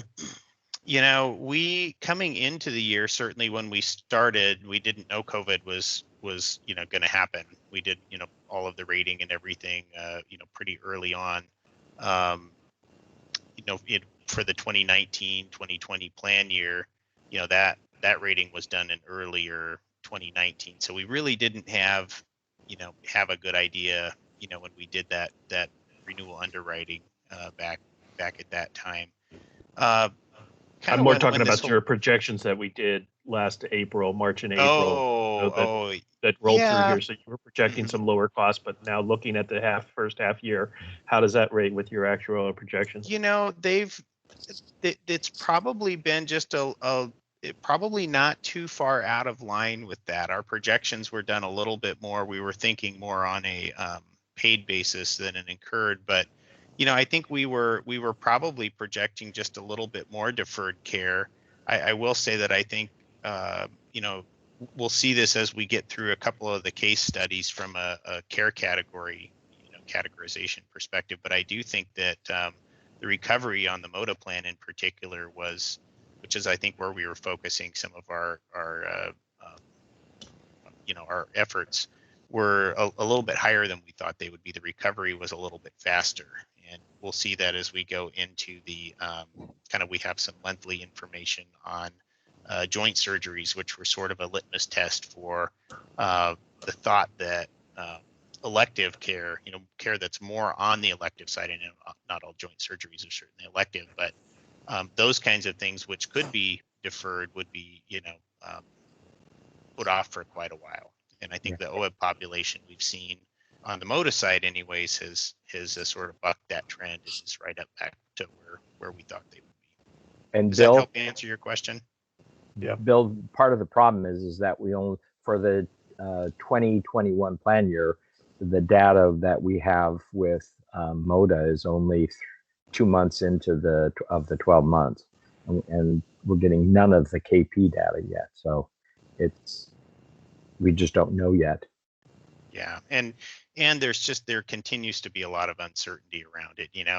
I would say, Bill, from an actuarial perspective, I know Moda has been, working pretty hard and doing some really, in my opinion, very good projection efforts at this stuff, but it's very hard to go through and, at the Willis Towers Watson side, we have kind of certain thoughts around how we think the pent-up demand is going to play out, how we think the continued care deferral is going to play out, and sort of when we think things are going to return maybe back to whatever our new normal is. Understood. Thank you. Yep. And so far, I would say the first part of the year, generally, kind of more on a national basis, we are seeing continued deferred care, but it's not a lot. It's, I would say, probably averaging, 3 to 8%, kind of around that 5% mark in the first quarter of 2021 calendar year. And we do expect a little bit of an uptick in Q2 as people become more and more vaccinated, and that I think when we think about who's using care a lot in the medical industry as a whole, it tends to be older individuals, and so as those individuals continue to get vaccinated, those higher utilizers may go back and return to normal a little bit faster. So, good question. All right. Any other questions? Those are great discussion items. All right, we can move to slide 10, and this will address a little bit of the question that came up, I think, Tom, from the telemedicine. You know, we've got some stats here from Moda. We've got some stats here from Kaiser. Interestingly, you know, kind of from a national basis in 2019, you know, on average, about 8% of the population used telemedicine. And during the pandemic, you know, we did see kind of in that lower chart on the lower left-hand side, Moda in-person visits declined by 27%, while our telemedicine visits grew from almost nothing to, you know, they now represent over 20% of our total visits so far year to date. And you can kind of transition up to the upper left hand in that purple like hill chart. And you can see that we really peaked substantially in April. And since then, we've declined a little bit down in May, June, July, but we've sort of seemed to be stabilizing at around the 12 to 13,000 visits per month. And when you take a look at pre-pandemic numbers from December, January, February, you see what a massive increase that really is. And that resulted in, you know, even though we had such a large decrease in in-person visits, our total combined visits were only down 6%. So a much more favorable result than it would have been without that transition to telemedicine. Yeah, in my opinion, this is really, well, it's hard to say positive in light of COVID, but I mean, this really makes sense, and it's a good boost to a more efficient way of delivering a lot of care. Yeah, I think we're really viewing it as transformational, you know, Yeah. in the industry. And I think, and to address some of Tom's concerns earlier, it's not an either or proposition, it's complementary. So some visits can be televisits and others need to be in person. And for people with chronic illnesses, it can be a combination. And Tom, I have marked down to, you know, we have the cost per telemedicine visit on here. I have marked down to, let's just go back and double check and kind of see what the in-person cost is. You know, I do know that in that situation that we do have to adjust for and account for, you know, sort of different case mix, you know, as Jeff just mentioned, maybe some of the more complicated visits, which would be billed at a higher cost, you know, are probably gonna have a larger allowed charge than some of the more simplistic visits. Yeah, good. Yeah. So, you know, the charts, kind of the blue, what I call the hill charts there, you know, it's an interesting contrast. You can sort of see from the Kaiser perspective, you know, we had quite a few more visits per thousand pre-pandemic, and so the growth has not been nearly as large as the Moda growth, you know, but still moving up into 6,000, 7,000, 8,000, and will kind of be very interesting to see where that ends up leveling off. Really good discussion there. Just as a side fun note, in this region anyways, my very first telehealth visit was canceled because we had 10 days with no power, and both my doctor and I had no power. And so that got bumped to an in-office visit the following week because everybody was still getting all their infrastructure back put together. So I still have not experienced a telehealth visit. And the 10 days that were there definitely blip, you know, whatever that is, 2% of a year for those 10 days in this region, you know, changed everything. Yeah. Right. Yeah. So. Crazy. Well, and you think if the power wouldn't have been out, maybe all of them would have been in person or in telemedicine, right? Mm-hmm. Switched over because nobody could drive anywhere. All right.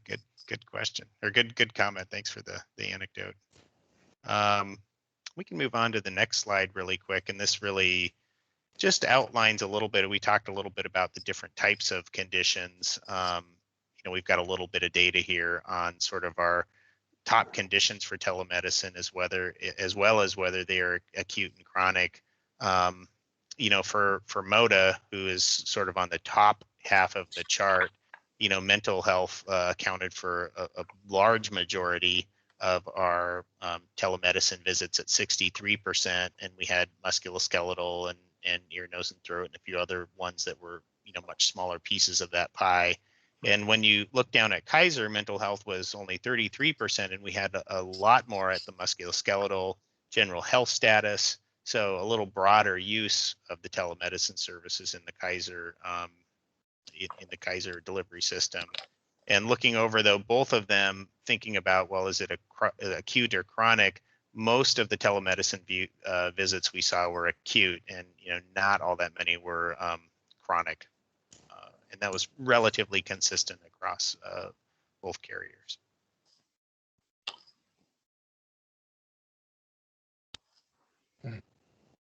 So kind of some interesting information there. It'd be nice to see that chronic condition pie start to get a little bit larger. Maybe some opportunity there. All right, so we've got a couple of case studies. We thought we'd take just a slightly deeper look into both behavioral health and musculoskeletal, joint surgeries. And we start here with the behavioral health. We've got on the left side, we've got Moda on the top in purple. We've got Kaiser on the bottom in blue. And kind of looking at our visits per 1,000.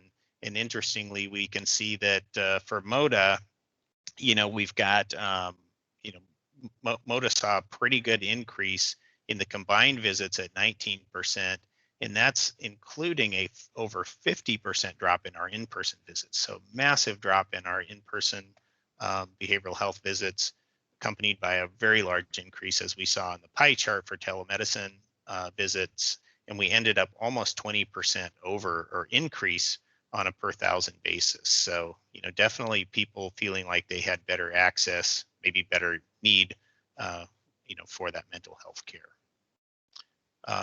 For Kaiser, they had a much higher percentage to start out with from a per 1,000 basis at almost 130 already, but on an in-person basis, we saw an even larger drop of visits, going from 550 down to just a little over 150, so 71% drop. When we combine those in with the increase in telemedicine, we did see a 9% increase in our overall visits per 1,000 from January through August. So, good results in both. We definitely wanted to make sure we were not seeing decreases in those mental health office visits.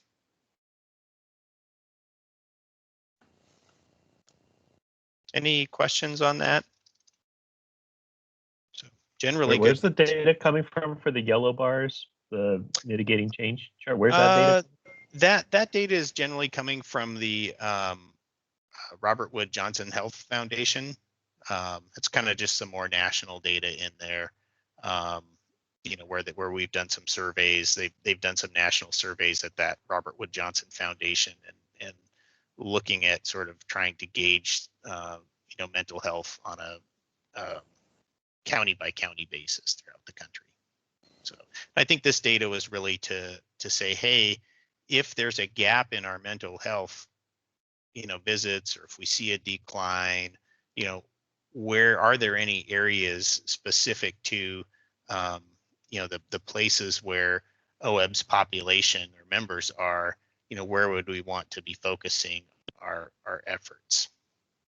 And so, in here we can see that, well, Lane County, seems to have the highest percentage points, and Washington County, seems to be in a little bit better shape from a mental health status, for that measure or indicator.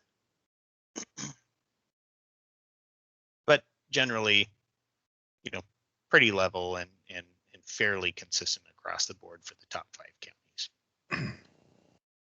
That answer your question? Yeah. Okay, perfect. Good question. Thank you. We don't get the questions on the national stuff very often, so I appreciate that. Keep me on my toes. Okay, so we can move to the next slide. And here we have a case study, and we've broken it out into separate slides for Moda and Kaiser because there's a lot of data and stuff on here. But I want to point out that these are really looking at key musculoskeletal procedures, primarily focusing on non-super complicated knee and hip replacements and laminectomies and spine fusions. And so when we set this slide up, we kind of wanted to monitor. This was a key monitoring thing of saying, well, how has our care been impacted, and when do we think we may be returning to normal, and how do we identify pent-up demand? And for Moda, this has been sort of an interesting case study, focusing a little bit more, a little differently than we expected. I think we addressed that a little bit earlier. It's kind of like, hey, how are we doing relative to where we thought we would be? And we can see if we start at the bottom chart, we have 2019 and 2020 year-to-date data. And we can see that we were, going along, reasonably well in January, a little bit high in February. And then March, we had a decline of almost 50%. In April, we went almost down to zero, and that was where we were shutting down facilities for, non-emergent services and such. And I think the thought was, well, people may wait until that pandemic is largely over to start receiving those services again. But interestingly, in May, we were right back up just to where we thought we would be. And by June and July, I think we were really seeing a recovery and a lot of pent-up demand procedures happening.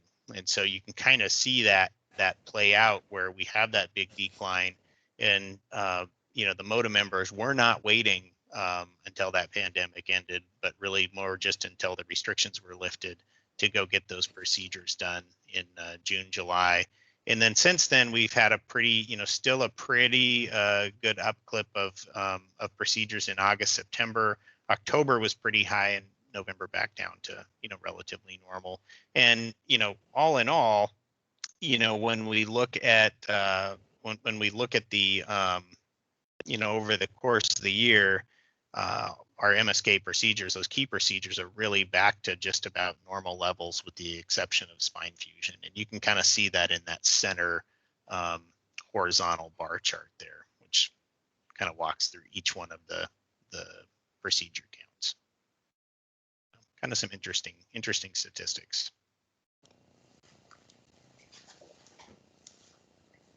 Any questions on that?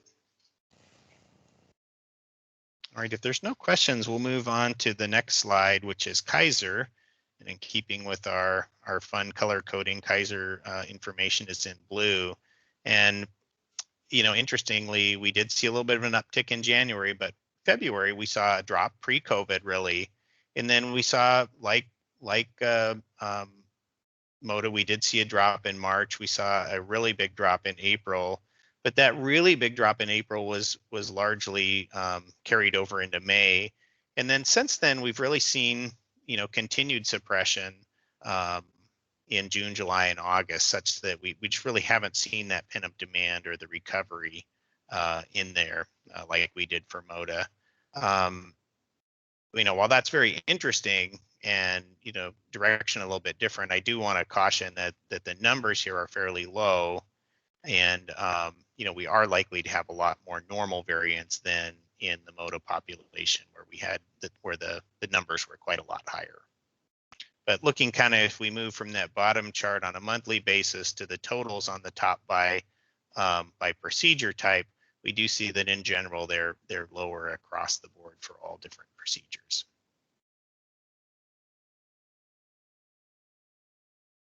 Any questions on that? Interesting. Mm-hmm. Unless you tell me Moda had a buy a second knee for postage and handling only. All right. So I think that was kind of the key slides we wanted to cover. I don't know. Is there? I can't recall if there's. I think that was the end of the slides on there. But yep. All right. So if there's no questions, we'll turn it back to Delta to talk a little bit about the dental utilization. Okay, so we now we've got the update on impact of COVID. We are learning a lot about what happened in 2019 and 2020. We don't know much yet about 2021, and that's just because of the time it takes to get the data. We're now going to move into a review of dental utilization, where we'll look at our three plan providers, and to see, again, impact. It will be looking to see impact of COVID-19 and divided into the various types of dental utilization. So we're starting with Delta Dental and Dr. Baricello. Sorry, Terry. You're Great. on. Thank you. So this is a follow-up to the prior two utilization updates we've provided to keep you abreast of the impact that COVID has had on dental utilization and the recovery that we've seen each quarter. And as we've done in prior updates, the information is broken down by service type, preventative, restorative, et cetera, on a services per 1,000 member basis. So I'll be showing a comparison of 2020 performance to that seen in 2019. And this time I'll be showing utilization through December, but I want to point out that while we do have it through December, we obviously don't have all the claims run out yet, so I wouldn't consider it final.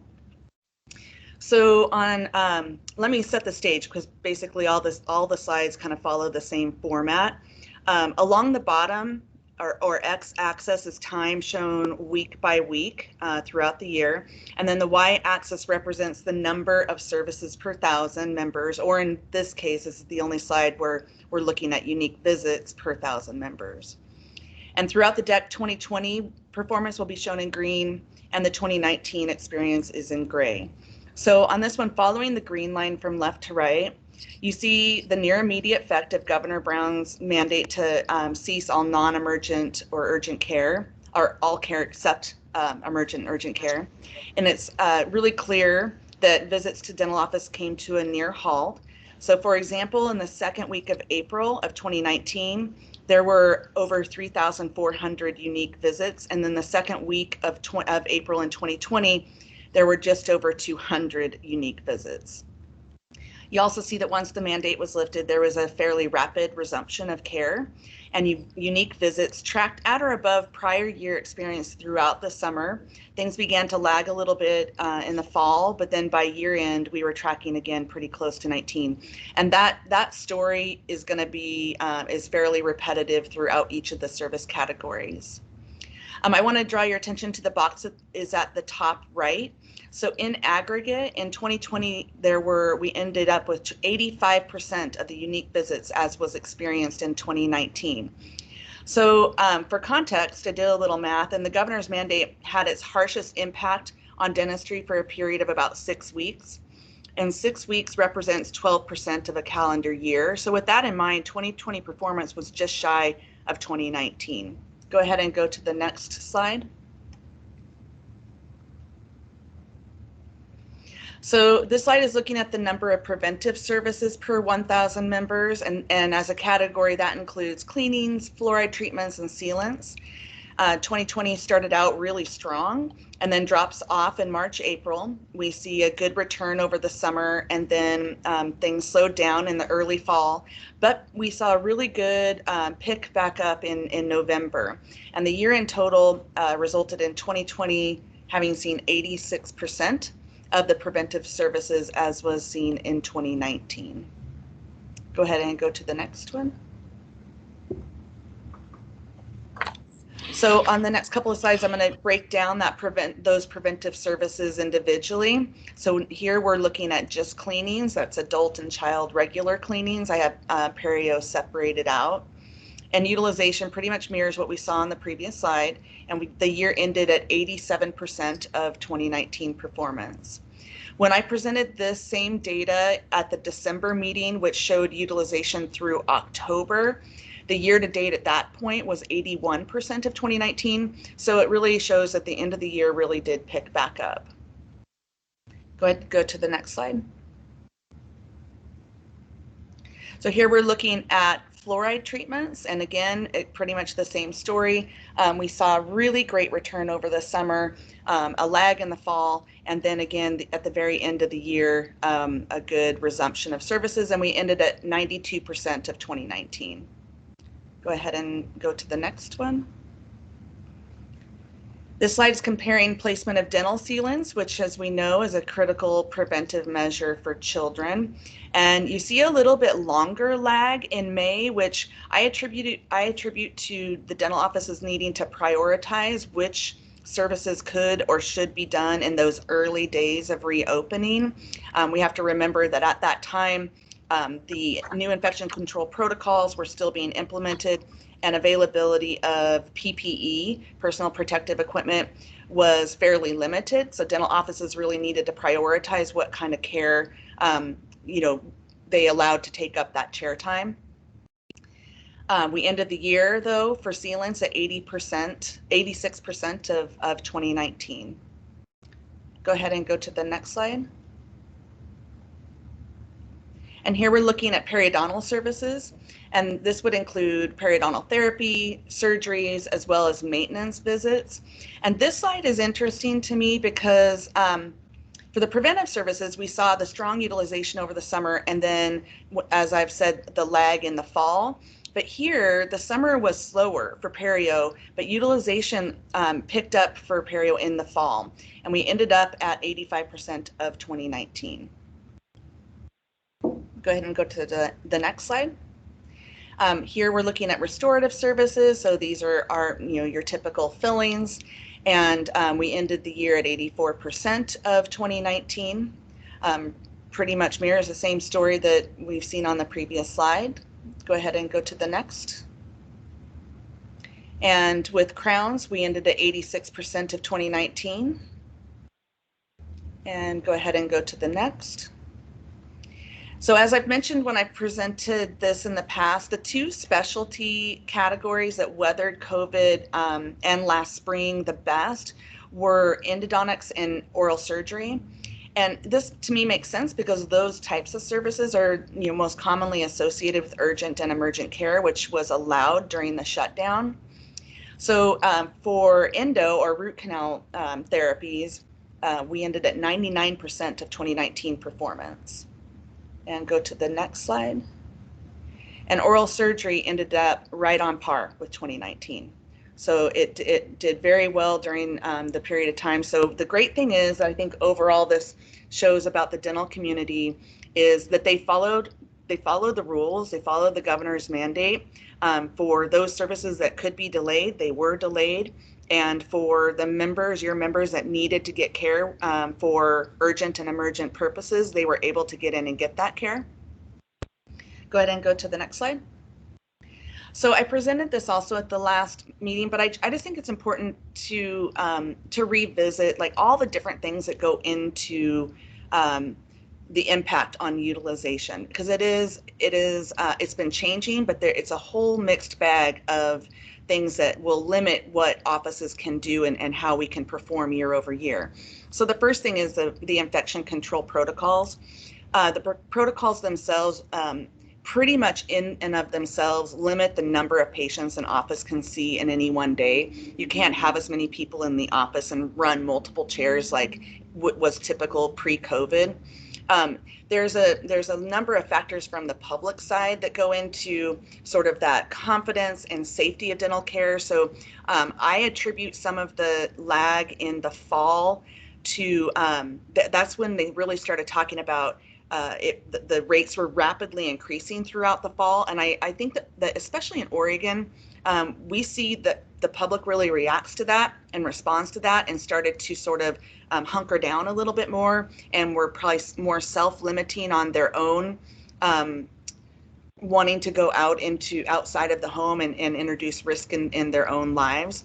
PPE availability, depending on the type of equipment we're talking about, whether it be the N95 mask or gloves or gowns, the supply chains for all of that have still been inconsistent. So depending on, and I know for our own clinics, we experienced this where at one point we have no masks, the next week all of the back-ordered masks arrive in mass, and then we have no gowns. And so it was just sort of a rotating mix of issues that really prevent offices to working at their full capacity.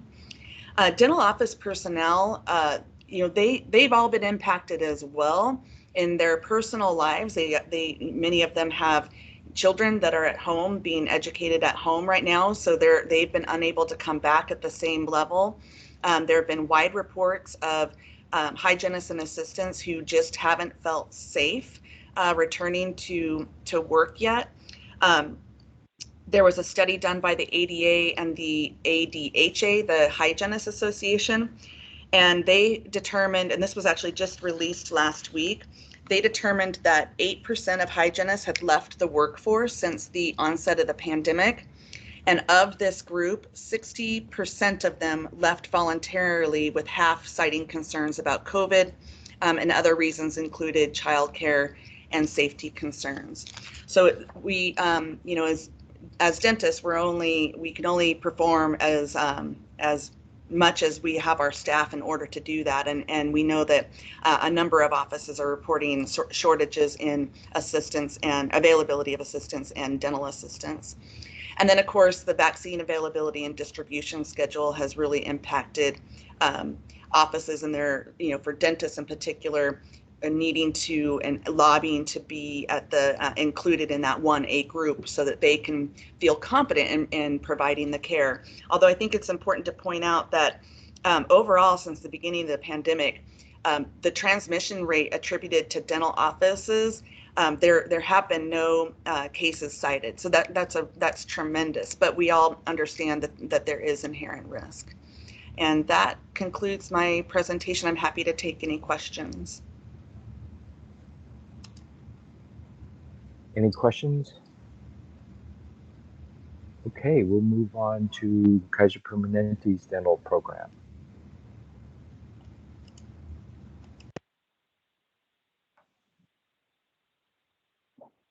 Hi, everybody. Can you hear me? We can, Nick. I can. Great. So I'm Nick Abraham, sales manager. We're also going to have Dr. Dan Holstrom, who's our dental director of evidence-based practice, and Rich Cole, our director of join and present. So really quickly, so the good news is we are pretty much back to normal.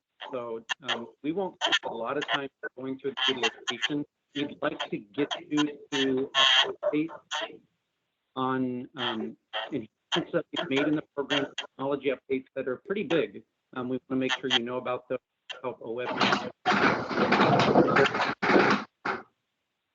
Are we getting some background? We are getting huge amount of background, so I'm not sure what's going on out there. Sounds like it stopped. Sounds like it stopped, yes. So, and in the future, we're not going to spend much time on medical dental integration this time, but we would like to, there's some developments there on the clinical operations that we'd like to talk about maybe at the next SEOW opportunity. So with that, if we can go to the next slide, and Dr. Dan Holstrom, if you could take it away. Sure, thanks, Nick. So this first slide goes over, think of it as our visit volume. We're 82% back to our visit volume compared to prior year. And when you, that's face-to-face visits. And when you include some of the virtual visits that we've started, we're back to 89%. And what we're finding is that a lot of adults, similar to what Dr. Baricello talked about, is a lot of patients aren't comfortable coming in right now still. So it's an interesting time. Access is very good. It's not a problem getting an appointment. We are finding that patients aren't coming in as much.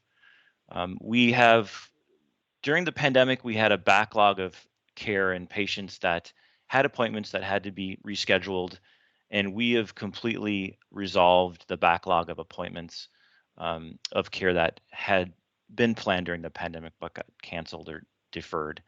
So that's great, and that was a monumental effort on the part of our teams to do that. We expanded our footprint in terms of our access to care. We have hygiene services available 6 days a week, and emergency services are available 7 days a week. Anything to add on that slide, Nick?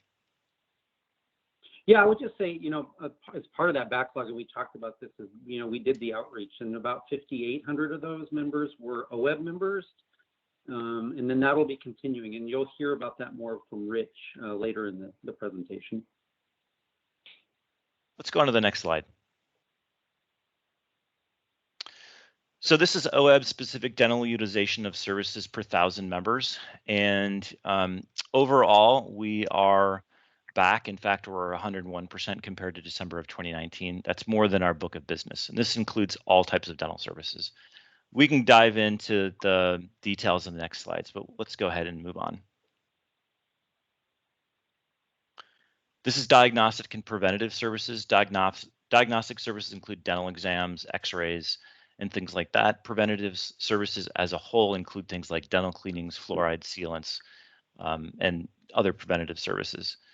We are, again, back pretty much to normal. Preventative services were 95% compared to December of 2019. We didn't break out sealant and fluoride data, but I do have that data, and those, it looks slightly different. I think we're 32% and 64% respectively for fluoride and sealants compared to 2019. We expect those numbers to go up as we hit more preventative services and cleanings and things as patients, more patients come back. Next slide. Periodontal and dental fillings. Periodontal services, this includes supportive periodontal therapy. So these are specialized cleanings that some patients get when they have periodontal disease. Their frequency of cleanings is much higher than your typical cleaning patient. So they're coming in 2, 3, or 4 times per year. We did see a dip compared to 2019 this time, and I think that has to do with some of the changes in our operations. One of the biggest ones is that we have not reinitiated or restarted booking ahead for your next periodontal cleaning at the end of your current one. So that's something that we're looking to start in the early part of this year.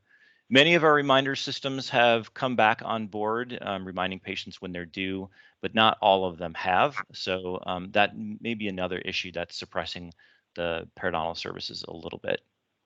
And filling services, I think we're pretty much back to where we have. I think we may be entering a little bit of a new normal since some of the operations changes that we've made we may have longer term variations from previous years on some of these services. Next slide.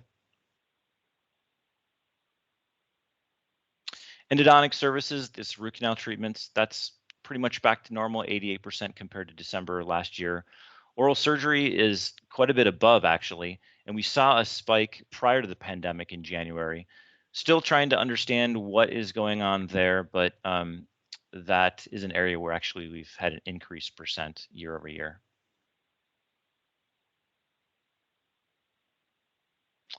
And crowns, dentures, and partials, we are 70% compared year over year for crowns and 80%.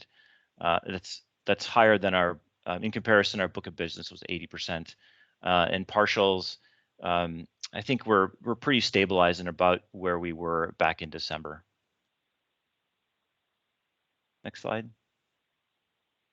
So I want to tee up Rich. Rich Moll is going to be talking about some of the technology updates that we're looking forward to, and I will pass the mic to him. Rich. Thank you, Dr. Pilstrom, and thanks everyone for reviewing this with us. This is just a one slide roadmap of our technology solutions going into place over the next year.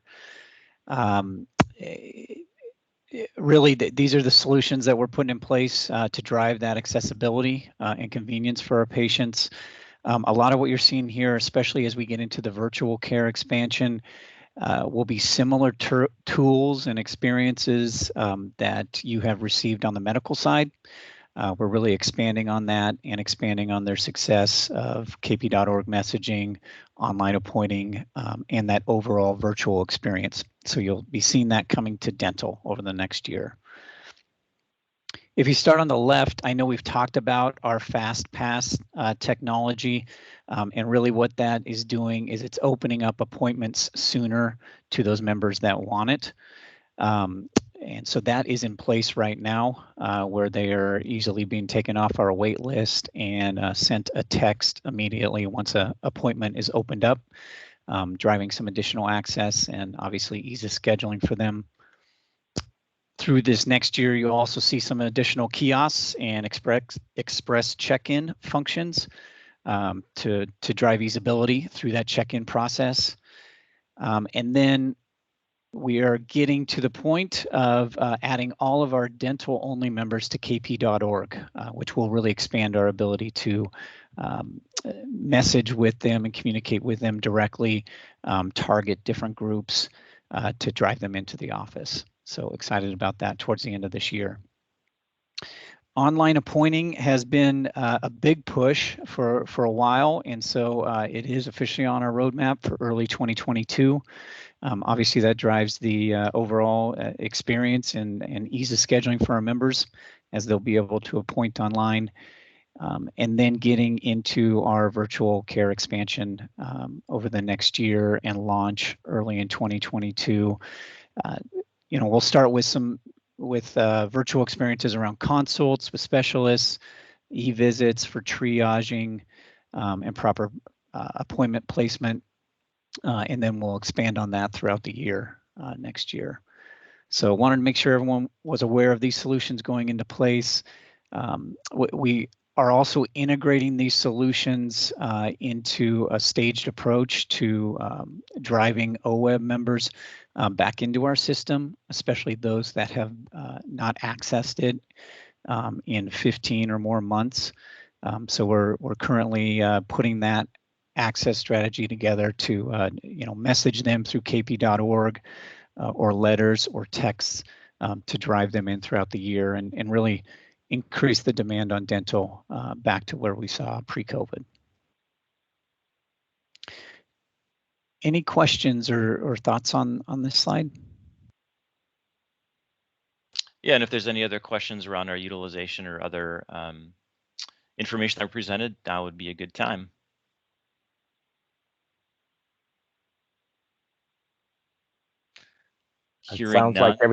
Sounds like everything is getting back to normal. That's great to hear. Yes, I did include in the appendix in case we went there, and I don't think we probably have time, but the next slide after this one is just, some of the previous discussions around preventative services and recall and frequency of recall. Maybe this is just a teaser for a future meeting with SEOW. The three vendors did meet and talk about some quality measures and kind of a way forward around how to look at this type of data moving forward, this kind of utilization of preventative services. Do you have Dan, do you have a plan? Has there been agreement by the three dental plans on what we should be looking at? Because, yeah, there's a lot of common ground. And in fact, when we all got together, we reviewed some of the notes that we had taken after a 2019 meeting. So I think in maybe at the next SEOW, we'll have something that we've agreed to meet again, and I think there's a lot of common ground. I think we will. That's great. I think we will be able to come up with something. Yeah, and this will be, for one thing, it will be helpful for OWEB to understand what direction we should go, but also we should be, once we have agreement, it would be great to be able to bring that to the health plan quality metrics committee, because that's the group that needs to give an approval for measures to be included in contracts for OWEB, PEB, and all the CCOs. So having agreement around this would be very, very helpful. And so I encourage, and definitely when the health plans, the dental plans have a product, definitely we will get it back to SEOW. And I assume, and this is for Ali, I assume PEB is interested in that also. Yeah, they absolutely are, Tom. Yeah, okay. And yet, again, remember the process for us to be able to get it into contracts is that it has to be then approved by this additional entity. Now, when I say contracts, if there's going to be any financial assignment or holding fees at risk or whatever, Any type of incentive or fees at risk, it has to be approved by this state committee, of which there's both OEB representation and PEB representation. Yep, sounds good. Okay, I think we talked about that. Yeah, perfect. Thank you. Thank you. Thank you. Okay, Willamette Dental Group. Hi, great. Thanks so much for having us. So my name is Tiffany Link, and I'm the Key Account and Client Service Supervisor. And presenting with me today is Dr. Mark Chambers. He's our Director of Clinical Operations and Director of Doctor Development. And then also on the phone with us, or I guess camera, is Darcy Engel. She is our Sales Director. So next slide, please. We're going to start with just overall appointment utilization, so comparing January through December 2019 to 2020. So 2019 throughout all of our slides is going to be that blue line, and 2020 will be represented by that orange line. So this is very similar to all of our slides are going to be very similar to what we presented back in December, just adding those additional 3 months of experience being October through December. So specifically looking through at October to December, we do see similar peaks and valleys year over year. When we compare our appointment utilization for October through December 2019 to 2020, we're at 84% of 2019 appointment utilization. We continue to trend upwards, so with December being at 94% of 2019 utilization. We do still continue to see more cancellations in 2020 than we did in 2019. So just to throw some numbers out there, in 2019 for the year, we had 558 cancellations. And in 2020, it's over 1,136, so about double. As Dr. Baratello shared, still hesitation of scheduling, patient confidence of safety, and perceived safety of dental care overall. So even with our enhanced safety measures that we have put in place through Willamette Dental, we are still seeing some hesitation in scheduling. Next slide, please. We have had some previous discussions with SEOW that goes back to 2019, but most recently at that September 2020 board meeting regarding just overall preventive utilization and what Willamette Dental can do to increase those numbers. All carriers agreed to provide some member outreach, so this is just a quick update on where we are at with our outreach. So we did create a new patient member outreach program specifically for OEB members. And with this, so normal enrollees, every time a new subscriber enrolls, they do get a welcome kit from Willamette Dental that has key contact information, but then that responsibility is on that member to call in and engage for services. So specifically with this outreach, we are trying to get that engagement proactively. So we provided outreach to 3,700 OEB members via postcard. We did a staged approach and we began on January 18th through the month of February, which was National Children's Dental Health Month. So we tried to tie in the importance of preventive dental care and getting children in for those appointments. When we prepared this presentation, 389 members have scheduled appointments or already been seen. I did recheck that data this morning and we're up to 439. So we're already at 11.8% engagement, which is absolutely great. For those members that haven't yet scheduled, we'll be doing a second outreach attempt beginning on March 8th. We're going to do it a little bit differently. We're going to do it via email or pre-recorded voice message, just in case maybe they thought our flyer was spam mail or something like that and didn't engage in it that way. As presented in our renewal offering as well, we are in agreement to waive that $20 office visit copay for that new patient appointment if for some reason that financial barrier was causing them to not come in. And next slide, and I'll hand it over to Dr. Chambers. Can I ask a question? In waiving the $20 copay, does that increase the office visit cost to OEB? Great question. Sorry, I should have said that. No. So this is kind of a goodwill gesture that Willamette Dental is doing as part of our partnership. It does not affect the renewal calculations. Thanks, John. Thank you. Excellent. So thanks, Tiffany. So at our last meeting, we talked about how the ramp up in patient care was pretty successful coming out of COVID. Patients were starting to come back.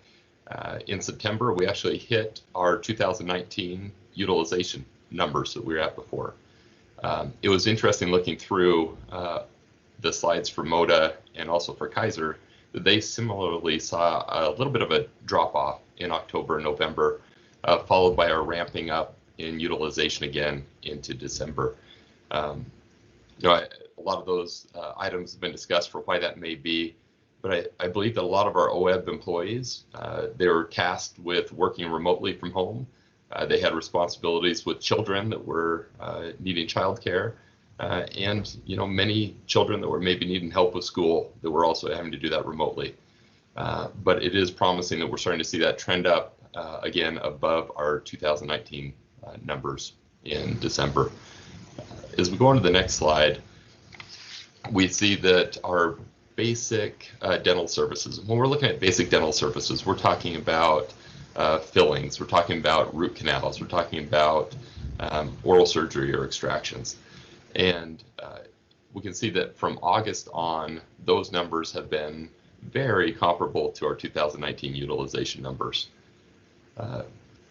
As we look at major restorative utilization on our next slide, we'll see that we've had a little bit of drop off in major restorative utilization. Between August and the end of the year, we have about a 4.5, in fact it's a 4.5% decrease in utilization. And I suspect that's likely from patients' hesitancy to come in for dental treatment. On many of these major restorative procedures, for example, crowns and bridges and implants, I think many patients view those as procedures they can maybe defer to the future a little bit. But as we're getting further into vaccinations and the numbers of cases dropping, we're starting to see patients feeling more comfortable coming into dental treatment, as is evident in the increased numbers in December.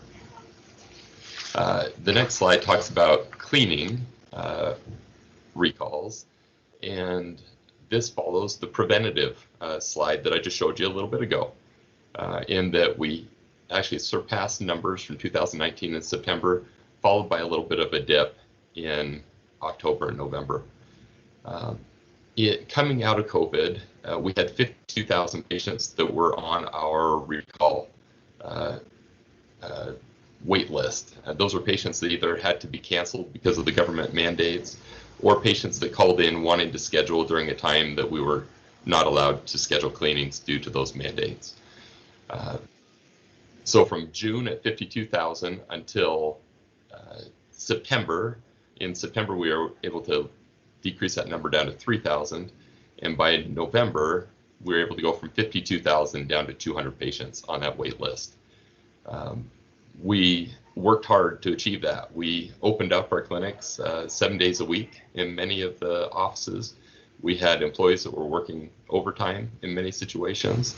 We had our outreach program we implemented for existing patients in June of last year, where we had them either receive emails, text messages, phone calls, or a physical postcard that were sent to the residents. And through this, we were able to get the numbers to our patients to be able to come in and get their cleanings. And we've continued with that.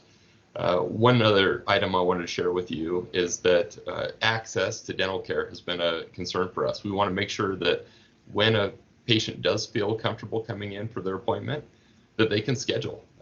So I pulled up some data this morning on our offices that are heavy OEB offices. We have a lot of OEB employees attending. And between the months of August and the end of the year, on average, an employee was able to come in and get scheduled for their cleaning within 3 days at our Liberty office. Lancaster, 8 days, Roseburg, 3 days, Beaverton, 6 days, and Hillsborough, 11 days. So we're continuing to work with that. We're making sure that we have availability to schedule patients as they come in.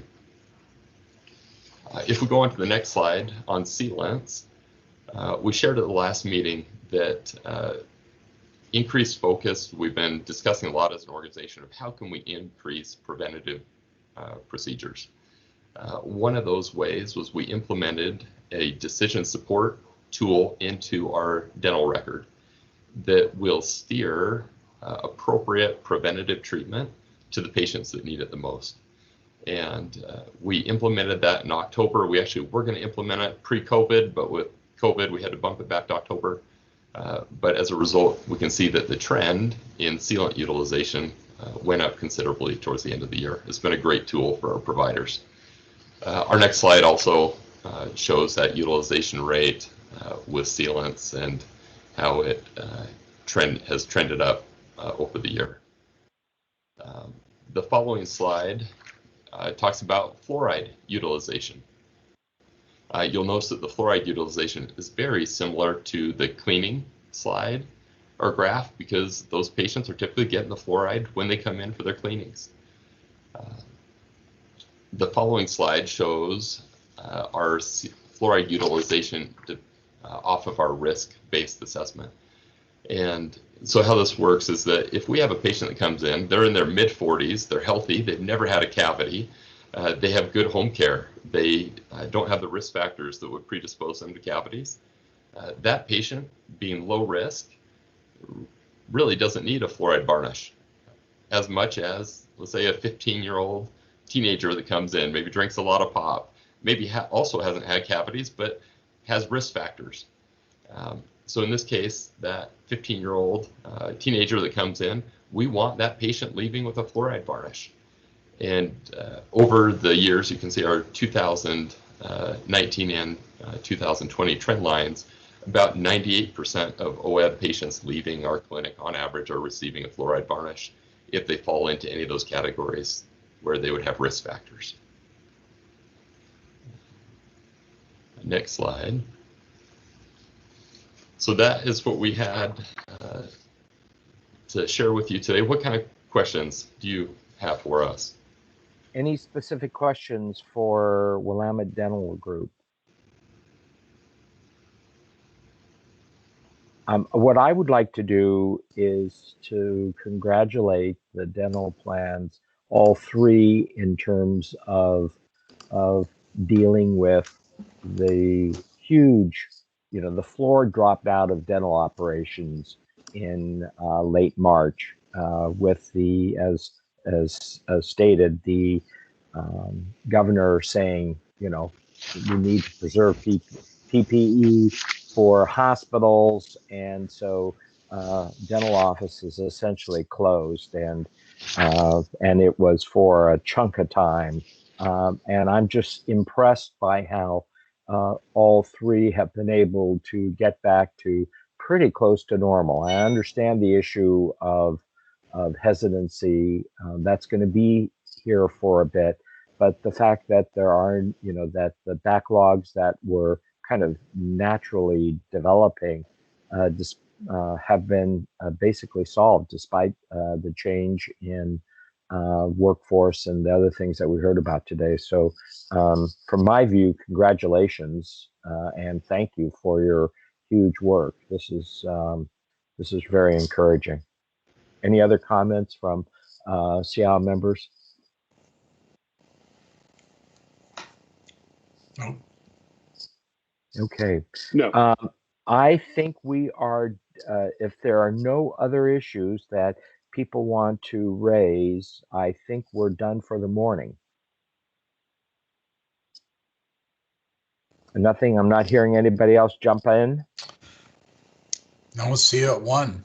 Okay, 1 o'clock. Bye all. Thank you Thanks. again for all of you. Thanks, Brad.